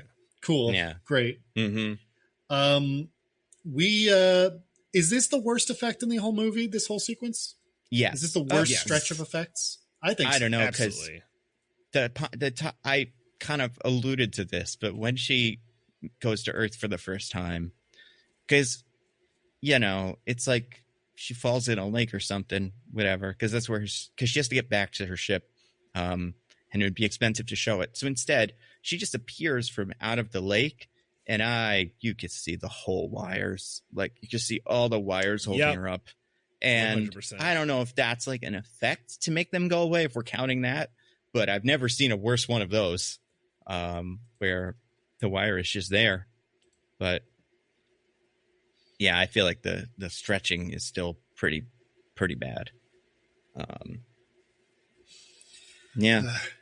So I guess we just so Nando, you think there's one more spin left in this Omegahedron? Yeah, I see one really small one. All right. Okay. So I'll just one last time get it to go a whole I guess that was it. Oh, wow. Yeah, I guess sometimes it's just, it's out of Omegahedron juice. Yeah, kind of. But anyway, Nando, it did land on one of yours. Oh, man. Are the people of Argo City all going to die after this podcast? Because we have to get this back. Oh, man. They told us we can't use it for bullshit. I think yeah, that's fair. Supergirl was not in any hurry about it. Exactly. So. Yeah. This wheel slice just says field hockey slurs. I know I've kind of mentioned it a couple times, kind of obliquely, but I do want to have to put it out there what this scene is, because it's so weird. There's villains in the childhood school for adults, or whatever this is. There are two other girls that are mean to Lois Lane's sister and then Kara. And they're like whipping the balls at him, like we said, and like trying to hurt him. At one point, Kara's going up the stairs, and then the one just gives her the shoulder, and she's like, "The fuck is this all about?" And they have to whip that ball super hard, because when Kara jumps in front of it to protect Lucy, it shatters against her body, which can't be a measure of how strong she is, because it just hit her. It can only be a measure of how hard they threw it. Perhaps in this universe, the balls that play with like you play this game with are little eggs, you know, and like usually everybody's really nice and dainty with them, but not the people that are trying to do harm. And speaking of do harm, at one point after that, like I said, they're trying to burn all the girls in the shower. And don't worry, I know I'm saying we have a shower scene. It's purely up. Like collarbone up. I'm not. But in this movie, you got to be a little worried about what they're going to do. No, you're right to be concerned, but no, it is surprisingly untitillating. Yeah, it's weird because the girls they do walk around in just like bras and underwear, so much so that when the teacher guy comes in to introduce Kara and tell everybody not to give her any special orphan treatment, they're all like, "It's a man, get him away!" And it's like, what is this? What how are you treating this? Like. It's a madhouse in here. But anyway, so they try to cook all the girls alive in the shower, and then it doesn't work and it gets turned back on them. The Lois Lane sister is like, Kara's like, why did they whip the ball at me so much? And Lois Lane's sister says something to the effect of, and I won't say it, but you'll know where it goes. They're jerks.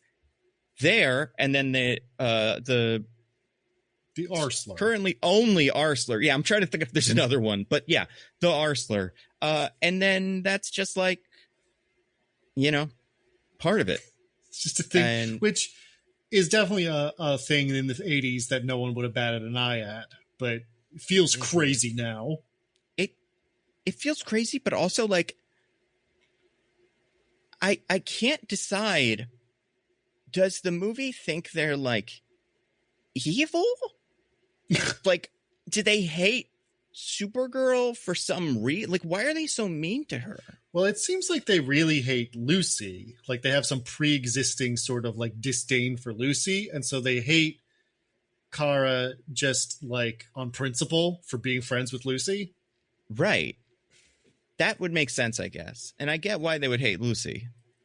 She dates a 40-year-old and she's throwing all kinds of slurs. I guess at the time, this was treated as more of a technical term, I guess, than like a slur, because it was the 884, right? Like, I feel like this is one of those things where like they would say this on the news. But yeah, it's just super weird. And I don't know, anybody could go watch this movie and it comes out of nowhere. But it's not like, I guess it doesn't come out of nowhere because like you're like, it's just weird. No, it fully comes out of nowhere. It doesn't really even make sense in context. She's not saying they're stupid. No, but is she saying something else about them specifically? Like, this is my thing that I can't quite figure out.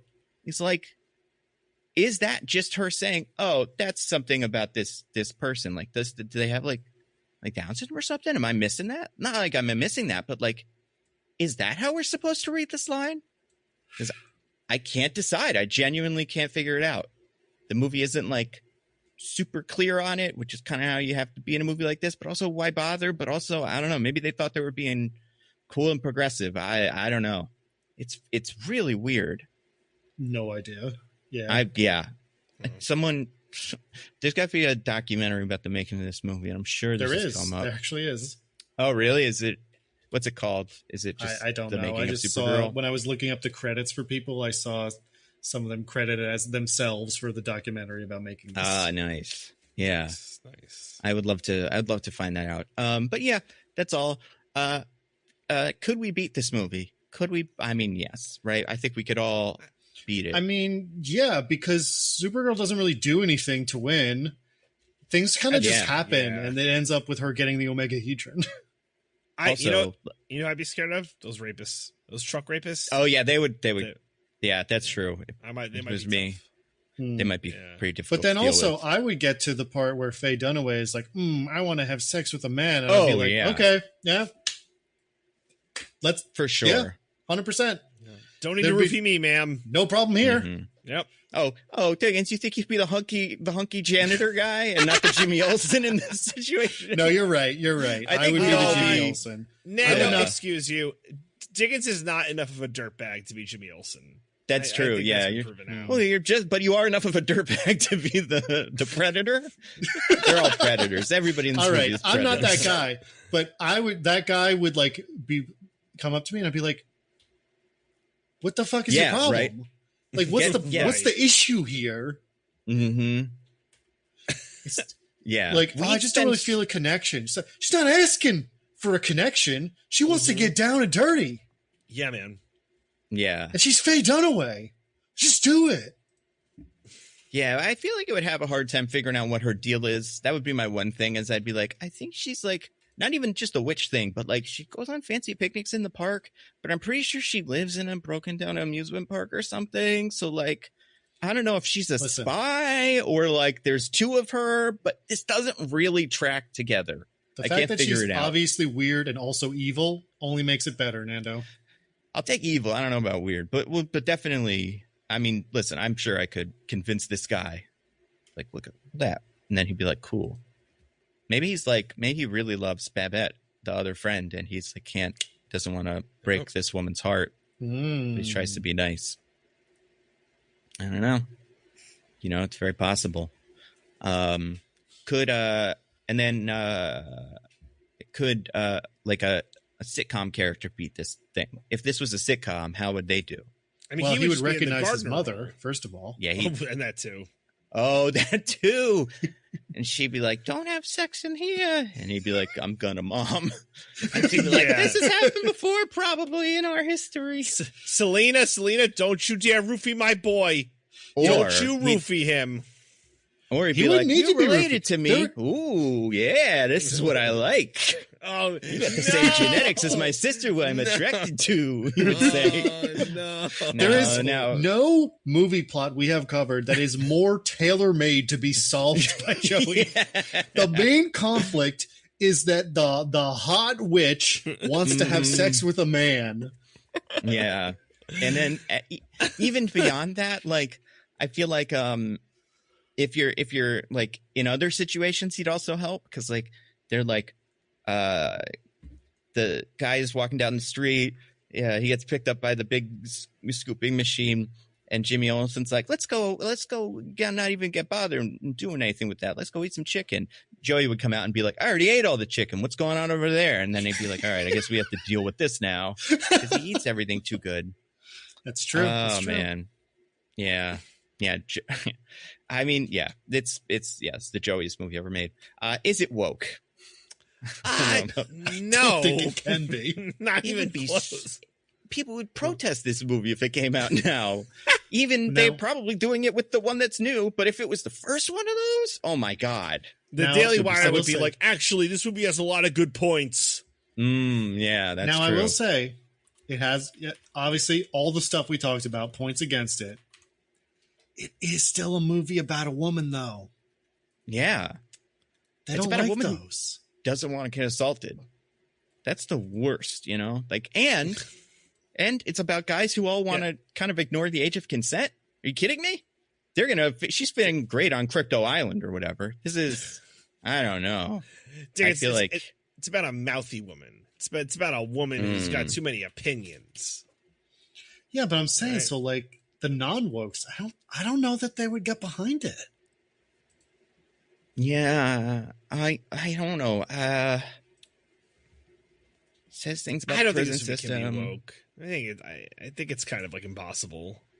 I don't think it can be, but it has the two most important ingredients, though. Stars a woman, didn't make money. Yeah, that's true. It was a huge flop. All right. And that's not great for this. But what is it?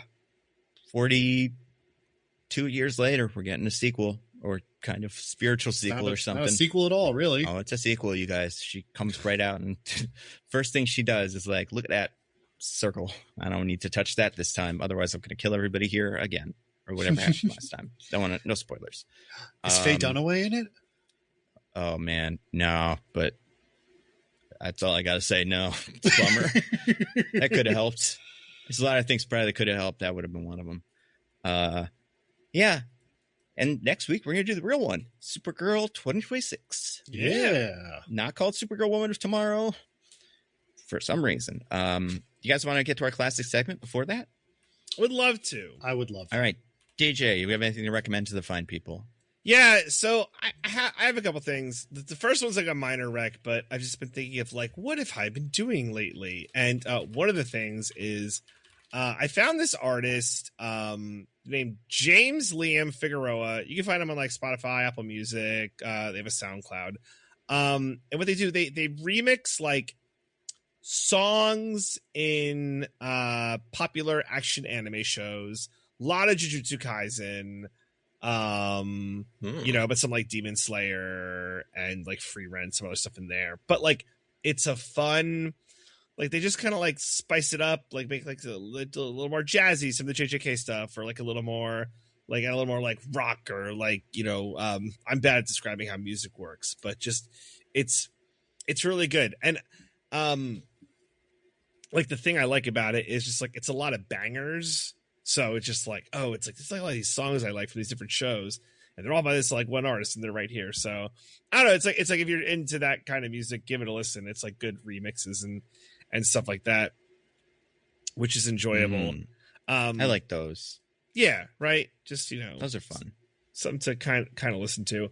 What's this guy's name? I forgot. James Liam Figueroa. James Liam Figueroa. Okay. Yes. Do I know? That's a minor wreck. I don't know. Never heard of him.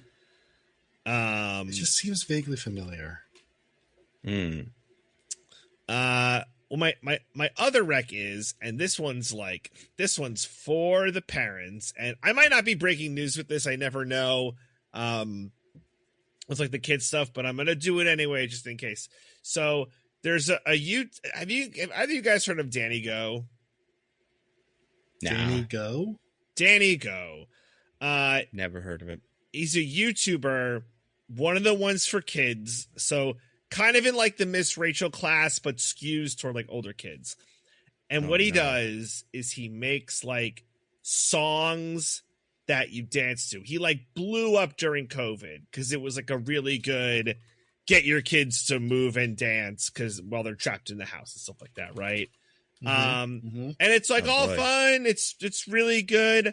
The reason I recommend it is because so Disruptor's into him a lot, like big time, and it's like the dances are fun, and Michelle and I will do them with him, and it's like a really good family activity thing. But the most important thing is if you're a parent, the songs are legitimately not terrible. Like I don't go out of my way to listen to them when I'm not with Disruptor, but like if I'm in the car and he wants to listen to them, I'll be like, could we listen to like Animal Dance Party? Because like in my head, I'm like, I'm kind of like feeling that one right now. Wow. Or like, what about like Magnet Mania or Gorilla Smash? Because like, again, you're not going to listen to it in a concert without your kids. But if you are forced to listen to it, you might find yourself enjoying it. It's just something that's like very like catchy to it. But it's very fascinating. It's good. It's good. I'm going to see you at a Danny Go concert later this year. They have yourself, them just enjoying it. I want to take the kid. I think they're going on tour next year, and I want to take the kiddos. But Diggins, I'd be curious if your niece and nephew, if this is like up their alley, because they would be in that age. Yeah, they'd be in that age range. I think my niece is a little older than Disruptor. Yeah, but like it goes up to that like 6-7-ish range. So 6-7 exactly. Like the kids know. We're still young, right, guys? We're so young that we're not happy with that anymore. We don't even do it because our teachers do it. That's how young we are. I have a serious question. I see. Do you guys, maybe someone, I guess I could Google this, but you know, we're here. Do you guys know what the Sigma means? What do you mean means? The Sigma? No, what the Sigma? No, I've never heard that before. I mean, I know what it is, okay. But you tell us. Too. No, I don't know. I mean, like Disruptor says it, and I don't know. They say it's what the Sigma. What the Sigma? Oh, I know that. What the Sigma? I know how to. That means like you're saying like what the what, but it's what the Sigma. Yep. It just means it's for, you know, this is me. Nando's young. This is Nando speaking off the top of his head. Yeah. Absolutely. Right, ignore all those typing sounds you heard. It's not really supposed to mean anything, you know, just kind of like gibberish. It means what the hell. So great. You know. Okay. Awesome. I mean, it kind of is related to like all this Sigma bullshit, but it doesn't really. Yeah, there's nothing to it. It's like 6-7, where it just means nothing. And okay, that's fine. it, great, you know? fantastic. So. Anyway, if you're a parent and you want to maybe find a way to entertain your kids and maybe yourself for a little bit, check out Danny Go. He's a very popular YouTuber. So I might not be breaking news, but maybe for some I am. That's it. Those are my recommendations. Diggins, what about your recommendations?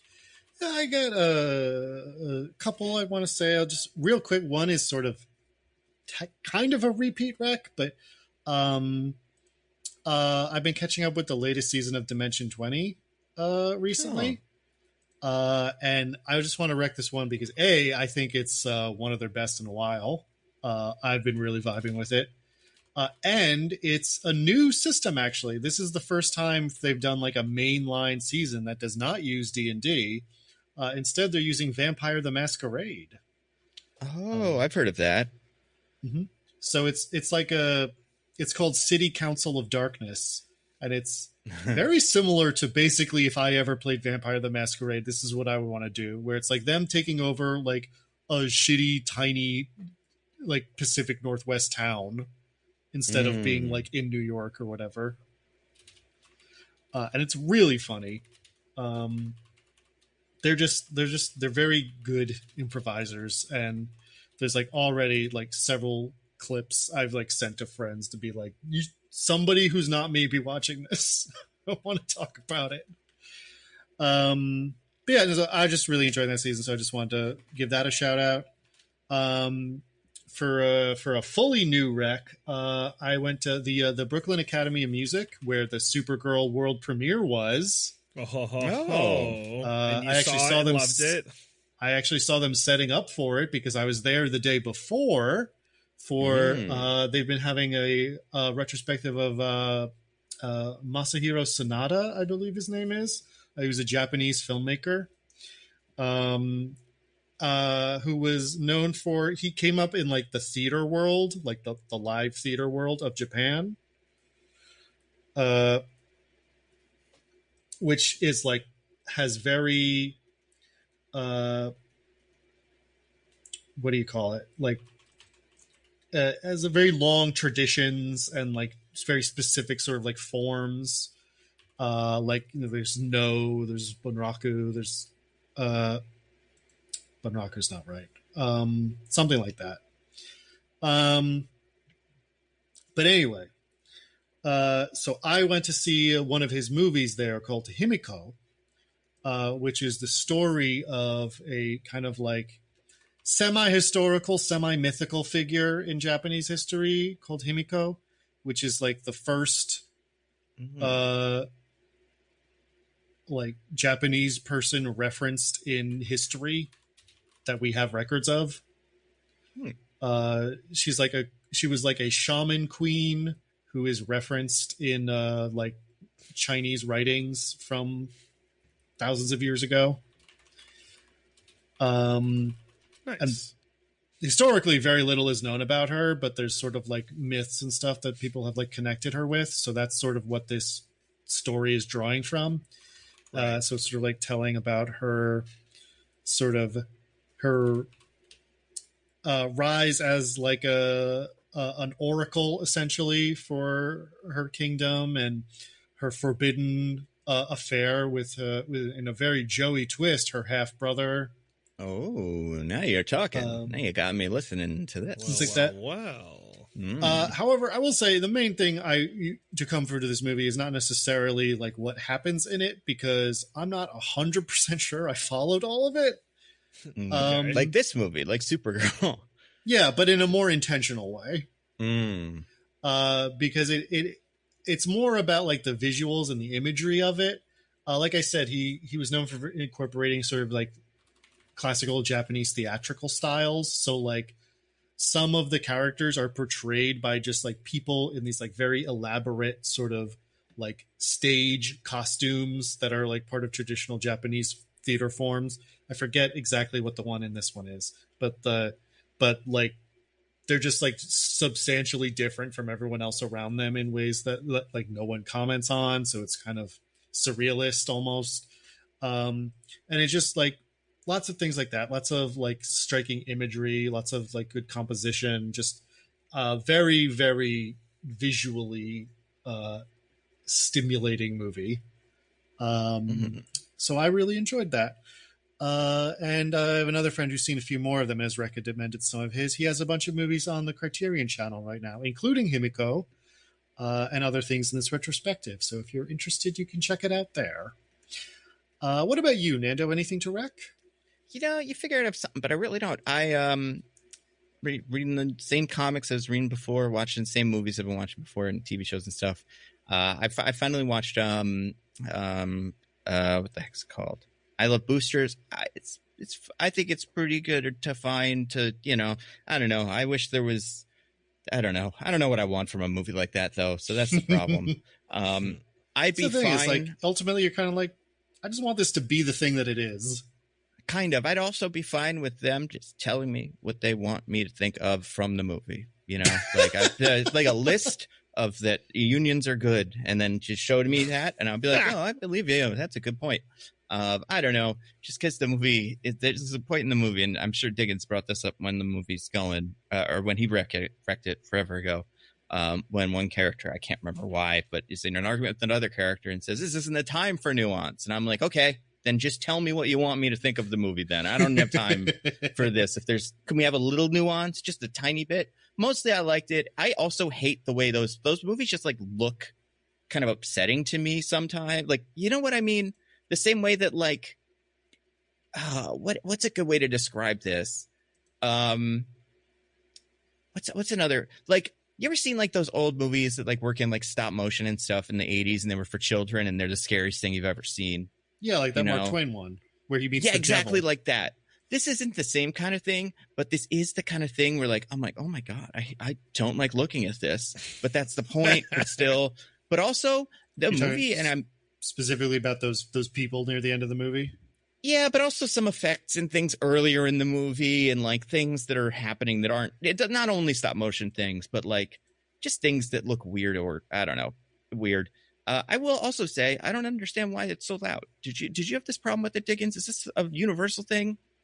Like, I could not hear the dialogue sometimes, and I watched it at home.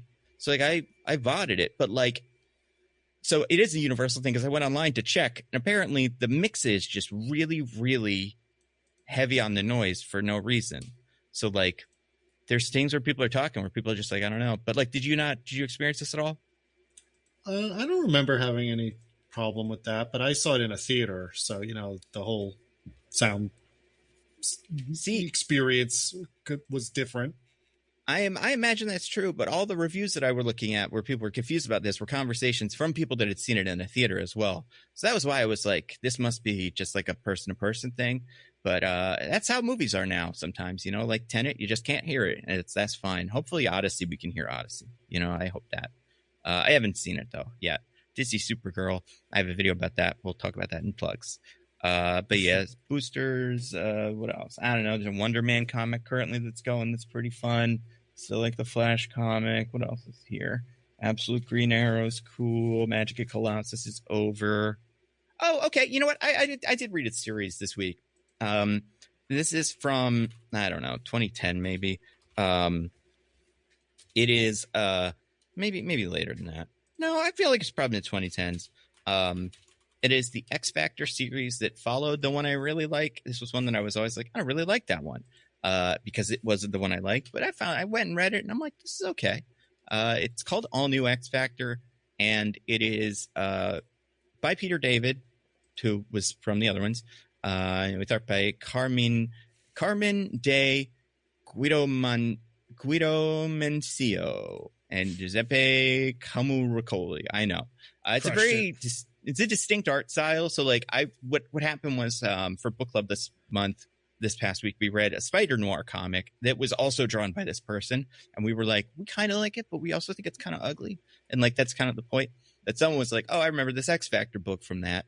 And I was like, oh yeah, I never read that one. I think it was very, like, it's not my kind of team. But then they were like, no, give it a shot. And I read maybe the first 10, 15 of them. I like it. It's fun. It's the X Factor team in this is a company owned by some guy I haven't really figured out what his deal is yet because the book's being kind of cagey about it. We've never seen him before. But it's Polaris recruits Gambit. Quicksilver shows up like usual. Doug, Cypher is there, along with 2 robots. Danger, the sentient Danger Room, that's a woman. And then Warlock, the kind of virus technology monster from space that is Doug's best friend and is a man. And they have like a little relationship that's very strange. That's the only reason I put that part up. But yeah, it's pretty good. Not gonna change your life, but yeah, better than I expected. And there's probably other comics and stuff that I loved, but I went through my YouTube watch history, couldn't find anything really that stood out to me. And I went through my other watch histories, and I don't know, John Oliver talking about boars is good, but yeah. And then there's the Supergirl movie, which we'll talk about next week. You guys excited for that? Yeah. No. All right. Is that bad? Sorry.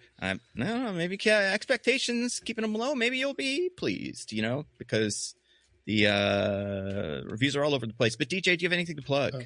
I do want to really quick just correct myself. The director's name is Masahiro Shinoda, not Sanada. Like Shinoda from the band. Yeah. Far too late to stop any comments, but yeah, Masahiro Shinoda. Gotcha. My apologies. All right. DJ, do you have anything to plug for the fine people? I do. Listen to the latest episode of Roses and Rejections on the Pop Break Network, where we covered the latest batch of Love Island USA episodes. It's very important that everyone who could hear this, and I know this won't reach everyone who listens to the episode, but Michelle and I might have some nice things to say about Alana.